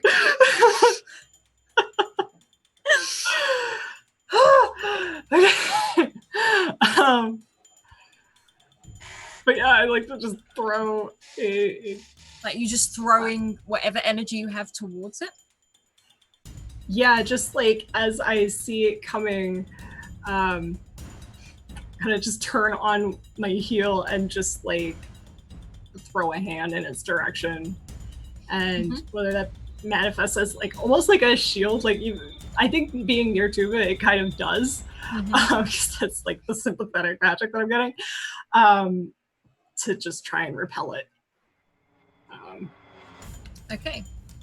So... if you roll me an intellect check, please. If you now get a GM intrusion, I'm gonna laugh, just so you know. Because you tend to do this after. I do. This is a skill of yours. How many? Oh no, wait. Twitch died, so I'm trying to see how many advantages I have left. I have enough. Yeah, so let's throw some an advantage at this. Doesn't matter. There it Just goes. describe how you repel it for me. And it is I can mixing. do one better. I don't. Wow, that could have been bad. Oh, it could have But been. you are mixing both your magic and Tuva's together. Describe to me what it looks like as you throw this creature effectively back down the stairs. It even blends color a little bit. It's a lot like redder than the usual kind of bluish purple. As this, I don't normally do shields, but it almost like those kind of, it's almost like giant pixels kind of form together, and that's what like gets thrown at it and even like burst apart on impact. And it just goes flying back down this tiny staircase. And I look at two of them, I'm just like, if I can, I don't know if this will work, but if I can give you any kind of boost, will it help? She looks to you, and you can see her manifesting this thing. You've just thrown this creature down the hallway. You hear it almost screech as it gets thrown back, almost echoing down this staircase. I kind of wince, like, oh, that was a person. Yeah. And you sort of, she looks to you and is like, I need surrounders, pick me up. Okay. And she's almost like koala bearing. Yeah. And you can hear more scurrying from down the steps, not necessarily coming up, but you can hear other things. And she's just like, go! Okay. And I've got her like kind of like hugging her as I'm just gonna like take a few steps back and try and like run and jump through the stained glass. Yeah. You take a running jump through this stained glass and you hear it shatter as all of this colorful glass starts to trickle down around you like rain. As you feel this whoosh of air as you start to fall. And you can see the static as Tuva is holding her hands out, and you can slowly see this barrier trying to form. I just give her whatever I can. You see this shield start to form. This electricity start to swirl around both of you. And we're going to hop back over to the others as we do this. And the rest of you, you've walked through this corridor. And it's very, very strange. All the doors are open. Somewhere you can hear yelling. You're not too sure what it is. Paula, you think you can hear Matthias. You can hear that definite, oh my God, oh my God, oh my God. As he sort of runs, you can hear that sort of scream you're used to hearing him yell as he's been chased so many times. But you can definitely hear something. Almost all of you can hear a scurrying. It seems to be very far away. But there is something in these corridors. And Martin stands there with his arms still like looped in Kennedy's. I'm afraid these doors are not meant to be open. I am not sure what to do in this situation. It probably means they have got out. Who? What? And he pauses. I believe they were working on some form of force to work for the church. The shadow people. I mean, I have never called them that, and I have not given them a name, but I have heard people call them such. Tolan wants to poke his head in the room to see what's inside. Okay. Because of his suspicions about what might be going on. Roll me an intellect check, please, just to see to what extent. Since I've been using my focused, can I be focused on specifically, I mean, meta, I know there's a machine in there, but when he sees the machine, to have some focus on the machine? Absolutely. I'm going to use an advantage. God, my pool's getting low, so I'm not going to spend any effort. I'm just going to hope the advantage gets me there. 19. On a 19, it's very dark in this room. You feel like whatever this surge was that went through the church, all the lights, they're not out. Some of them are flickering. You can see some crystals sort of set into the wall, which are almost like sounds silly, like backup generators, as there are lights sort of coming on. And you step into this room, Tolan. It's completely empty. You can see this strange machine. It's almost like it's got a chair and a pillar sort of attached with all of these wires, all of this strange sort of whirring contraption.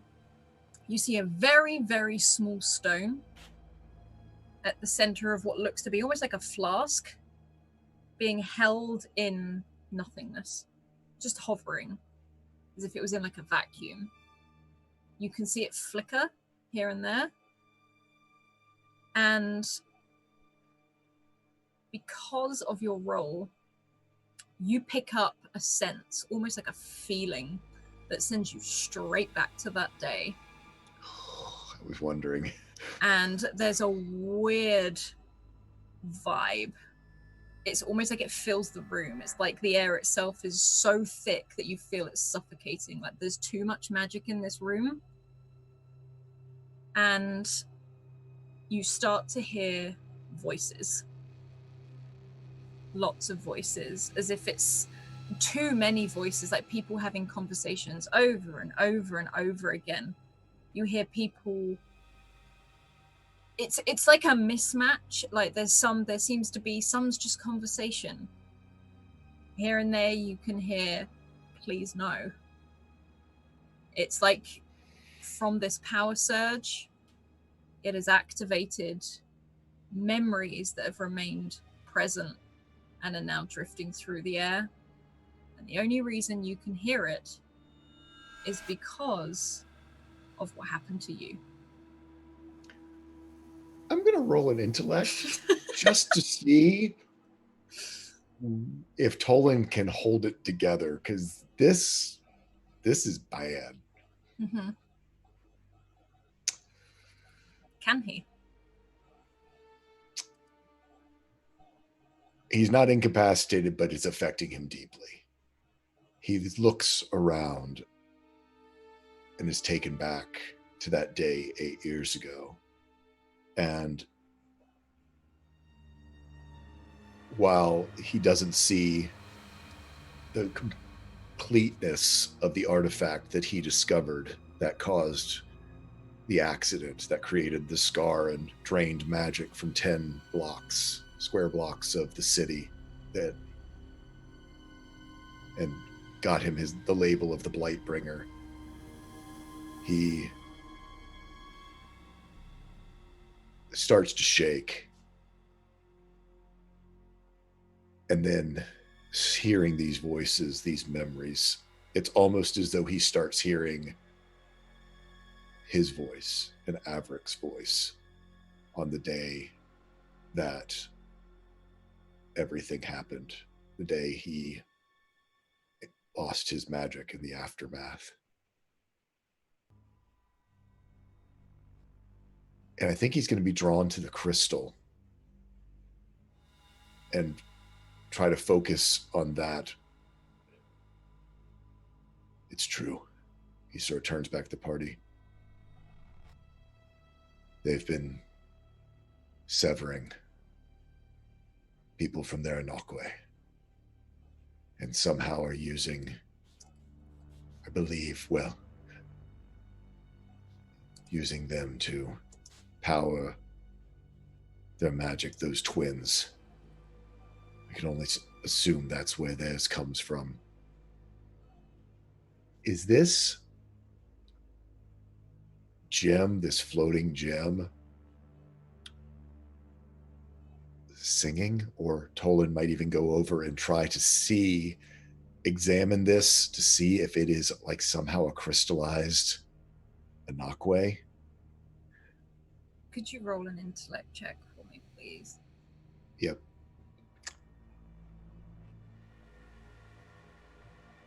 I'm not going to use advantage because of the previous roll. I'm going to say that it's going to just be whether he... Okay. Okay, so first of all, thank you, Mobius, for donating £50. Everyone gets to roll.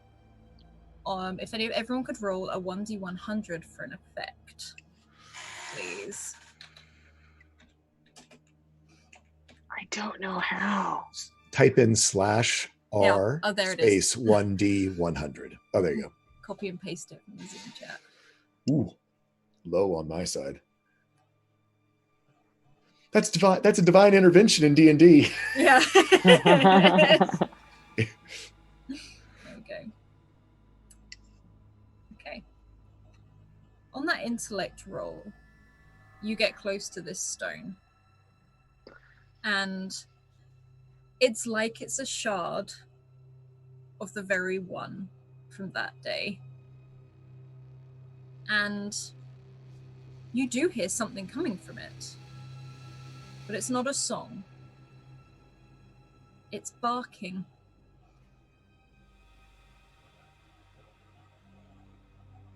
Oh.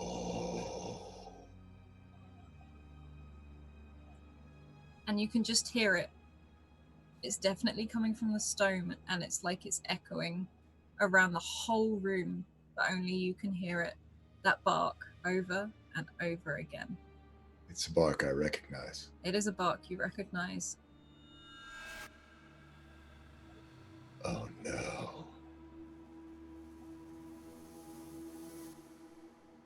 No.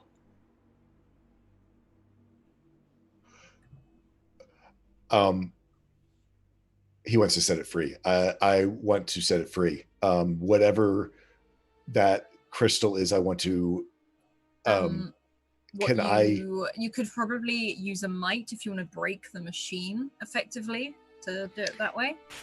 You get the feeling that whatever this machine is, it's holding it in place. It's not necessarily, it's not like necessarily you could release it from the stone itself, but you could release the stone.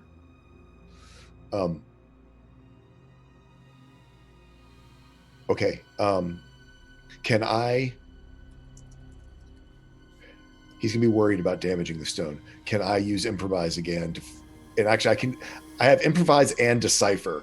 It cost me 4 intellect points to do it, which brings me down to 1 intellect point left. But to decipher this and improvise a way to get this out without brute strengthening it, afraid I'm going to damage that. And because he's going to be overly cautious. As a player, I'm sure I probably don't need to do that, but Tolan, hearing barking coming from that, having lost his Great Dane Anakwe, is going to be in this very much like when he was doing surgery on back at the beach house. Very methodical, very piece by piece, and I know it's probably going to take time too. Roll for me. Okay, I'm going to spend all 4 of it. I want to roll because I want the dice to figure out. I'm not going to use an auto success.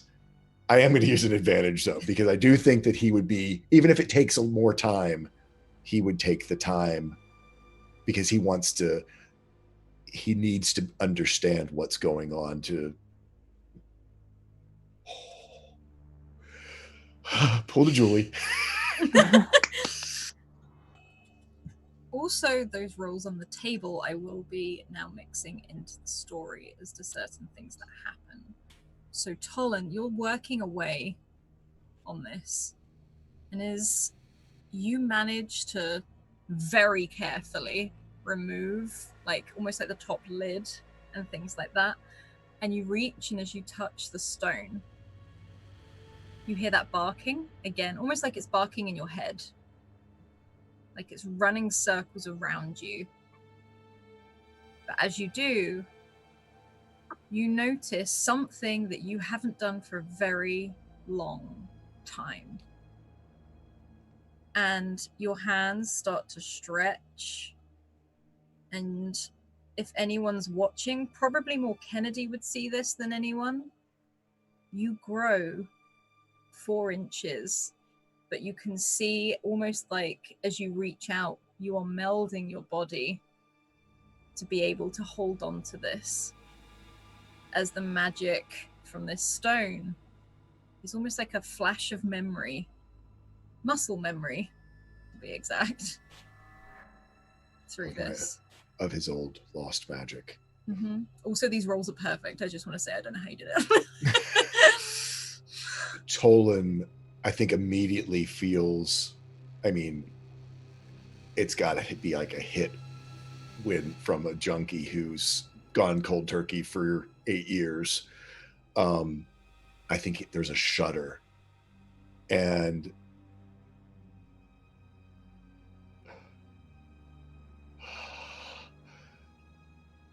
oh, this is bad. Yeah, I think he realizes the temptation that this is suddenly. But then he's going to come back to him of just, no. It's going to lock back into him. This is wrong. No, this is wrong. So he's going to carefully take in his tinkerer's bag, find some way to not touch it physically, like tweezers, pliers, something, so that his skin isn't touching it, having felt that contact and that magic, giving him magic back from such a wrong place. There's this deep sense of betrayal for even having that moment. And as he sort of sees that now he's wearing high waters and he's back to his sort of seeker's physicality.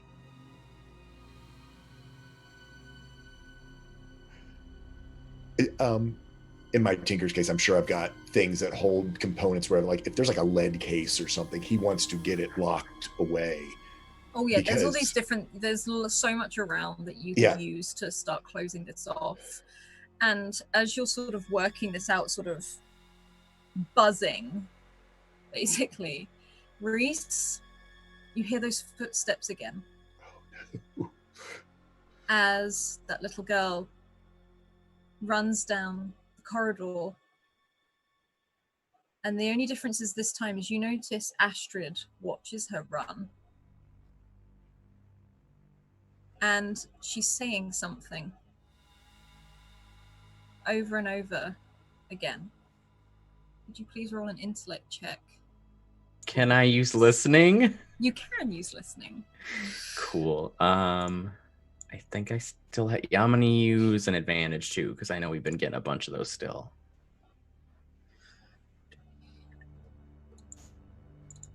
18. Yay, of course you did. You always do that with an advantage. Reese, you watch her go. And it's just, she looks exactly the same from that day. And you can hear her running. And she's saying a name. She's saying Charlie. As she runs down this corridor, almost illuminating it, as you can see a small staircase leading somewhere else. You know from where you've been going, it looks like it's towards the Great Hall. But she shouldn't know Charlie's name.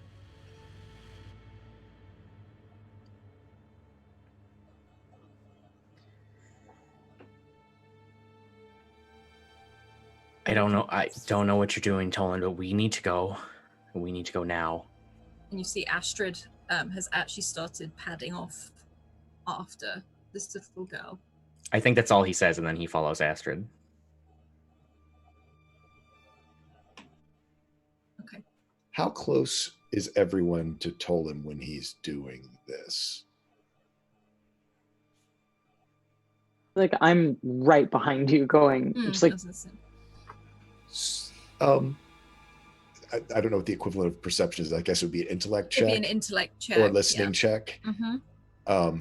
And Reese, would you have been listening to Tolan or listening to the little girl? Because that roll's probably pretty high.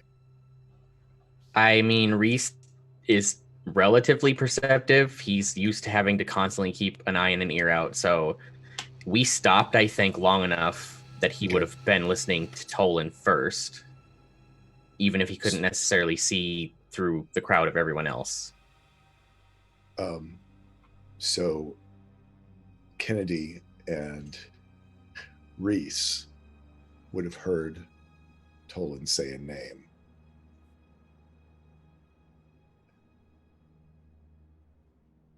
When he shook himself out of the euphoria, he said one name, and it was Clyde.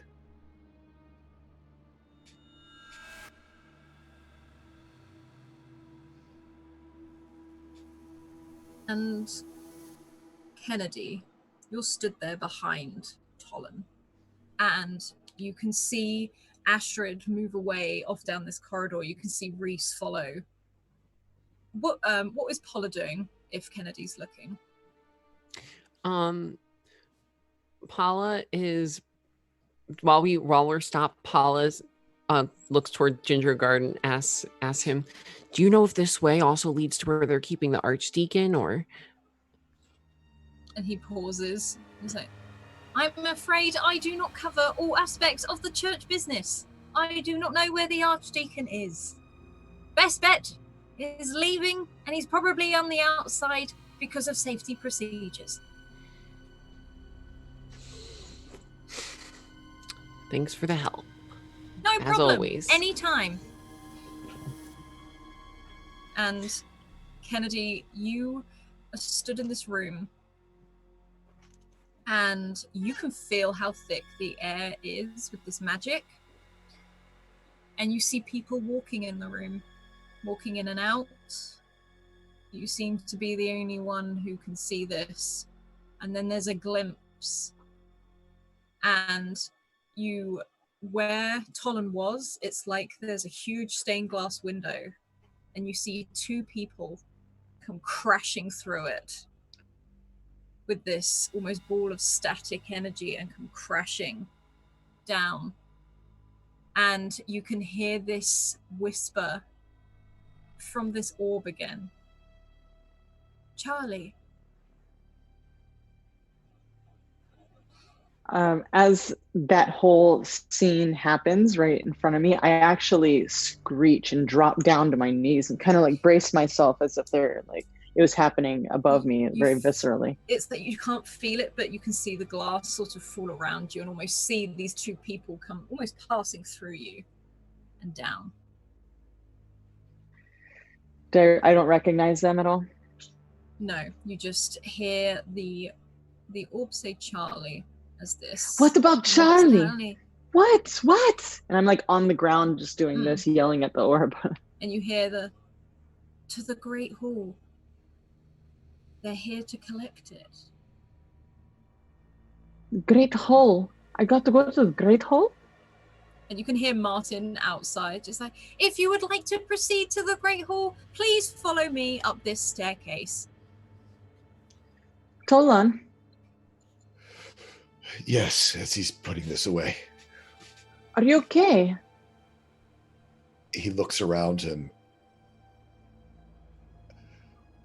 We need to get out of here, but we're coming back. What they've done is unthinkable. I don't understand. I'll explain. I'll explain later. We need to go now. We need to go. I'm looking. Paula, let's go. Let's go. Yes, you're right. This is no time for dilly-dallying. And you can follow Martin, who has gone in the same direction as Reese and Astrid. In a very leisurely manner, not really like in any rush. Paula, there's a moment where you feel a strange sensation come over you as well. As you drop, not to the back of the party, but you find yourself not walking beside anyone. And you hear a laugh, a childlike laugh. And it's strange, since the short circuit, since everything's gone out, a memory hits you. And you see, almost in front of you, walking up these steps, a very young Edric Amal, your father, holding on to the little hand of 3-year-old you, quickly scooping you up, sitting you sort of in his arms and pointing at some of the paintings as you go through up this staircase.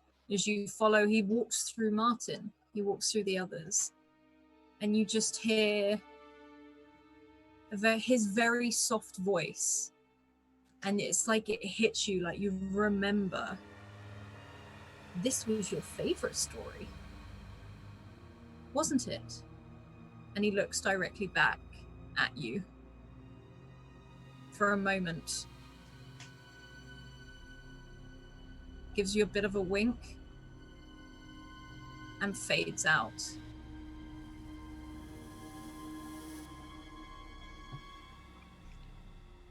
And then you realize you're staring at Martin. Oh, get out of the way. Yeah, he's like, I am sorry, miss, for being in your way. And he sort of like, and he keeps heading up. You didn't see that though, did you? You know, as she's like kind of shooing Martin away. And Kennedy, you didn't see exactly what it was, but it's almost like a color, like a green outline was there for a split flash of a second and disappeared again. As Paula said this. Well, you are all very strange. We got to go fast, but this place is we need to talk. Yeah, we should get out of here and find the Archdeacon and Charlie and Tuva and onwards. And you can all head up the stairs. And Martin shows you to a door, which he opens very gallantly, and lets you all go through. And you step into this great hall when above you there is a crash as Charlie and Tuva come smashing through this stained glass window and you can see them plummeting. And this is a large drop. This roof goes all the way up, and you can see her almost, you see this small child sort of latched onto Charlie, generating this huge orb like around them, like this shield as it statics, this swirl of electrical energy. And Charlie, you see the ground rushing up towards you, and at the last second there is a pause, and you hover inches above the ground, and you realize Tuva's eyes are shut, and she's like, Are we dead? We're No. dead, aren't we? No. Can you feel this? I like pinch her very gently. Yeah, she's like, ow. Yeah. and she sort of like winks her eyes open and blinks a few times. And the rest of you have just seen this as the glass rains down and clatters. Another stained glass window broken by this group. As it all sort of showers across this marble tiled floor. And as you enter this room, you see the debris. You see where parts of the ceiling has fallen in. You can see where there is one watcher stood, isn't holding a weapon, isn't holding anything, almost like he's standing to attention. You can see the huge main door has been covered by these planks of wood, sort of almost blocking it completely. You can see it, they look to be easily movable, but you stand there, and as you walk into this room, you all feel a tingle. A strange, very odd sensation. You see Aggie come skidding into the room from the other side. She is almost at a halt with her boots hitting the debris, sort of coming straight in. You can see Jin close behind her. This huge stalk sort of just flies into the room. And Paula, you see your mum. Normally you see her in pajamas or work clothes, but she's just walked into the room, hair tied up. She's in a pair of jeans, a heavy pair of combat boots, and what looks to be like a flight jacket with a very makeshift sniper rifle-esque held over her shoulder as she steps through the doorway. You also see from the other side the seers. As the seers start to almost drift into the hall, these people of the church that they are completely bald. They are painted white with gold, almost like oil paint dripping down their head, over their shoulders, over their arms. Very piercing blue eyes that really pop and stand out to this as they stand in their robes. And like they have done before, they all speak in unison, all at the same time. Please, the orb. And Charlie, you've landed, effectively. You could be a superhero landing if you want. And I think it was like we hovered and then we dropped. It was just like that kind of manic, like hysteric laughing for a second. We made it. there's a moment where you realize everyone is together. This huge direwolf and Reese stand there. You can see Paula. You can see Tolan and this new person who is holding this orb. And Kennedy, you can hear it going, there's Charlie. And also Tolan, if anything, did Tolan think Aggie was dead? Because you've just seen her walk in with a big silver plait running down the side of her shoulders, geared out. I think Tolan very much breathes a sigh of relief of either that they honored the bargain or seeing Aggie all geared out, just look to her and go, I always knew you were a tough old broad. She gives you a little bit of a wink and a grin.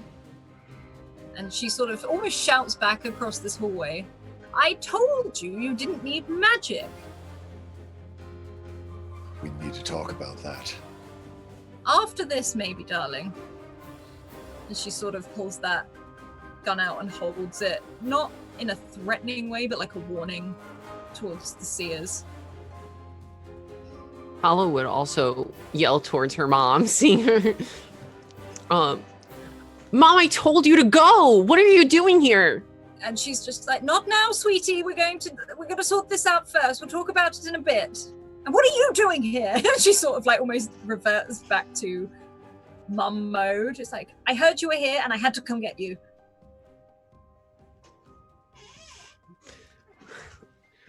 We'll have to talk about this after we get out of here alive. Afterwards. Like, she's sort of like, as she too sort of, you can see her raise her sniper, but she's just moving, like she's moving around everyone, trying to get a... So is this everyone? No, I think Matthias is here. I heard his voice in the halls. You hear a very raspy, very wheezy voice as this boy runs around the corner, this young man. His hair is blue once more, as it looks to be like the brown that he had on has burnt off in the flames. He has got his huge fiery wings out as he carries his brother through the archway, which would look rather dramatic if he wasn't half bent over, just like, I had to run pretty fast to get here. You lot are difficult to find. Oh, and he sort of like bends over briefly, trying to catch his breath. And Tuva looks to you, Charlie, and just sort of holds your hand. And Kennedy, is there anything you would like to do after this orc has said this? You're muted. This one? This one? That one right there? That's Charlie. Yes, Okay. that's Charlie. And I'm just the seers pointing and watch walking you. forward. And they watch you go. They go, please return the orb to us. It is not safe. No, don't give it to 100%. them. She's backing off, like, with Tuva, like, just not really, like, looking. I, like, glanced around and was just like, friends, probably. Them, not so much. And I just, like, picked herself up and, like, bagging towards my friends. So I might not see you coming. Yeah. Are you? I'm tall. Are you Charlie? Yeah? This is for you. It wants to talk to you. And as you reach out and both hold on to this orb, you see Charlotte walk into the room and Christopher the other side as they go, stop them now. And Charlie, you feel an explosion of headache in your sort of erupt in the side of your head. And as you and Kennedy touch the orb at the same time, there's like a mental connection hits you. Charlie, you're running through a field. You're sprinting. And beside you is this woman that you've never met before, Kennedy. As you both sprint, you feel that gust of wind, that grass brushing against you, that smell of the salty air, something that you've smelt when you've gone to visit your dad's. And it's a very strange but calming feeling. And you both see each other in this field as you run, and you know, for some reason, you know that there's a cliff edge at the end of this, You can feel those wings beating above you. What would you both like to do as you approach the edge of this cliff? I want to look up. You look up, and as you do, a huge dragon beats its wings up through the air, and for a brief moment, you and Kennedy lock hands, and you both jump, and the dragon dives. And now you're both stood in this room together, holding hands, both holding this orb. What does it look like when Charlie overpowers? It's like that static that manifests around typically her hands or like kind of runs across her body. It's like a second skin that just covers, like, I think it emanates from sort of her chest and just kind of like outward, and then expands to a, like, not in an explosive way, but as if like being enveloped in another like creature even, and Al just glows like a beacon, but his wings even spread in the same way, and it's just this like very bright, very like oddly glitchy looking, honestly like a dragon. And there's this, and it just sets its feet and like glares out at whatever is before it. the seers stand. Paula, you can see your mother making her way over to you. Reese, that little girl, is sprinting across the hall towards where Kennedy and Charlie are. And Tolan, that bark echoes in your head. And the origin of that echo you see briefly as this Inarque sprints out of the church doors. And all of you see Kennedy and Charlie start to glitch, start to fade. Reese, you see that oil slick in the air, like the air's hot, like there's a heat wave, like everything is starting to disjoint and not make sense.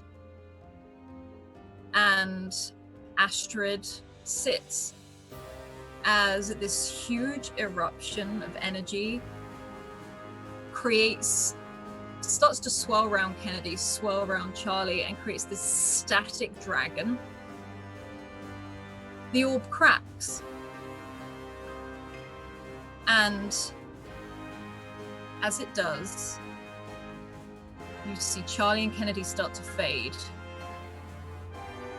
Tuva, Charlie, you can feel Tuva run over, grab your hand. She's grabbing at you. Just like, well, where are you going? This is exactly like Uncle Kamaka. You can't go. I'm gonna go find them, okay? Wait, no, I'll come with you. Not this time. And you can see her little face is red, and you can see a tear roll down her face as this orb is not an orb, it's an egg. And it shatters, and a small claw starts to peel its way past the shell. And there is an eruption through the whole church. And there is this energy wave that just pulses straight out of Charlie and Kennedy. And there's a strange feeling as Tolan, you look around and you see these 8-foot guardians step from the pillars. These huge wooden masks, these antlers that reach up high. That clack of the seashells and the driftwood they have draped all over their robes as this static dragon beats its wings, you hear Tuva scream Charlie's name amongst this. And you are all knocked back by this wave of energy. The seers are thrown aside, the watchers, you see Charlotte sent thrown back into the corridor which she came, as well as Christopher, as this magic erupts from the church, destroying the whole building as it comes crashing down. But the debris stays mid-air and floats and drifts. And Kennedy and Charlie are gone. Completely. And in their place is Tuva, very weepy-eyed. But there is a very small dragon sat in her arms. As she peels the top of the eggshell off. And as the shell falls to the floor, that oil slick colour goes across it. And you can see all the Anarque leave it and run out of the church. And that's where we'll leave season 2 of Doors of Dunera until next season. I also want to say a huge thank you to Jay, who plays Holler, who created that last piece of music you heard. So I knew it. I knew you had done it. That was so beautiful. I must start crying. I am crying. I'm shaking. Oh my god. Fuck. I really tried not to cry. Oh my god. I'm like sweating from like everything. Julie, do you want to say why Charlie disappeared? I light fell taking my camera with it. Oh no! So I am having to take a break from the channel for at least a season, and I kind of wanted to leave Charlie at this place, having done something really important, and she did what Charlie was meant to do. And it's mysterious. We don't know what happened. We don't know. And we just don't know. As you said, you may appear again. You're always welcome on this channel. I know I love you to bits and I'm going to miss you. But let's head round and let's say maybe our favorite bit of the episode. I give up. Of the of the season. So let's go around and let's start with the very lovely Jagon's Gold, who has somehow destroyed her camera in the last 3 minutes, as always. Yeah, like honestly, there's not one episode where I don't lose connection at some point or something goes wrong. But you've done it by candlelight before, so yes, I have done a stream by candlelight. That was the Q&A. Good time. Wait, so what was the question? I'm sorry. I'm a little flustered. Sure. Have you got a favorite bit from this season or this episode? Oh my gosh, a favorite bit from this season. I mean, selfishly, it has to be jumping off the roof with Matthias and his angel wings sprouting for the very first time, and how beautiful and romantic, and then crashing through the window. Just like the whole thing was just epic. But this last episode, I mean, I don't even know. Nothing could beat this. This was insane. Okay, thank you. And then we're gonna hop down to the lovely Tool School. Oh, hi. It's such this vivid, wonderful world. And, Alice, just my hat's off to you as the impeccable, amazing storyteller that you are. And the pictures that you paint, I can't think of an episode where I have not been in the world, that everything else disappears and we are just there, immersed completely in the world. I don't think I can pick a moment because there are so many, and I know there's many more to come, and so it's just I thank you for sharing your vision of this world and this story with us. No, thank you for coming along, because you all contribute to it massively. I wouldn't be able to do it without you. And then we're going to hop over to our wonderful guest. Thank you for coming into the chaos of this world, Satine, as you get thrown into it. Thank you, Sphinx, for donation. Oh my goodness. Can I tell you how amazing you are and just beautiful. Yes, I'm going to repeat it and you need to hear this. You're an amazing storyteller. And the role playing with all of you was so much fun. I loved it all. But man, that chase scene had me going. I was just like riveted. My heart was racing. I felt like I was watching a horror film. And those things are scary for me. My imagination's too big. And then you're really extra good at it. So it was just like, So yeah, thank you. You guys are all amazing. And this story is really beautiful. So everyone's moments were very elegant. No, thank you for coming, because I love your character that's like to Martin. Okay, so Martin has never ever been silenced in this game before until Kennedy has come along. So I'm so happy about that. I was just Satine, if you liked her, you should see one of her Cthulhu. I don't know if I can handle it. It's terrifying. And also, fantastic in all of the best and worst ways. Yes. In all the best creepy ways. This is so why yes, no one thank trusts. You so much. No, thank you. Yes, but honestly. also you're divine. Absolutely. Thank you so much. Thank you. And thank you for coming. Yeah. Mal, oh hi. You joined us only like what, 2-3 weeks ago? Four episodes. How are you doing?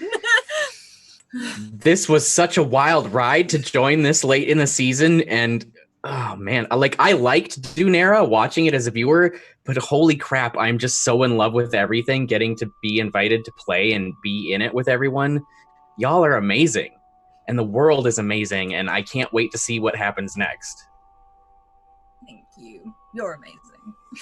It's the Keanu Reeves thing. You're breathtaking. You're breathtaking. You're breathtaking.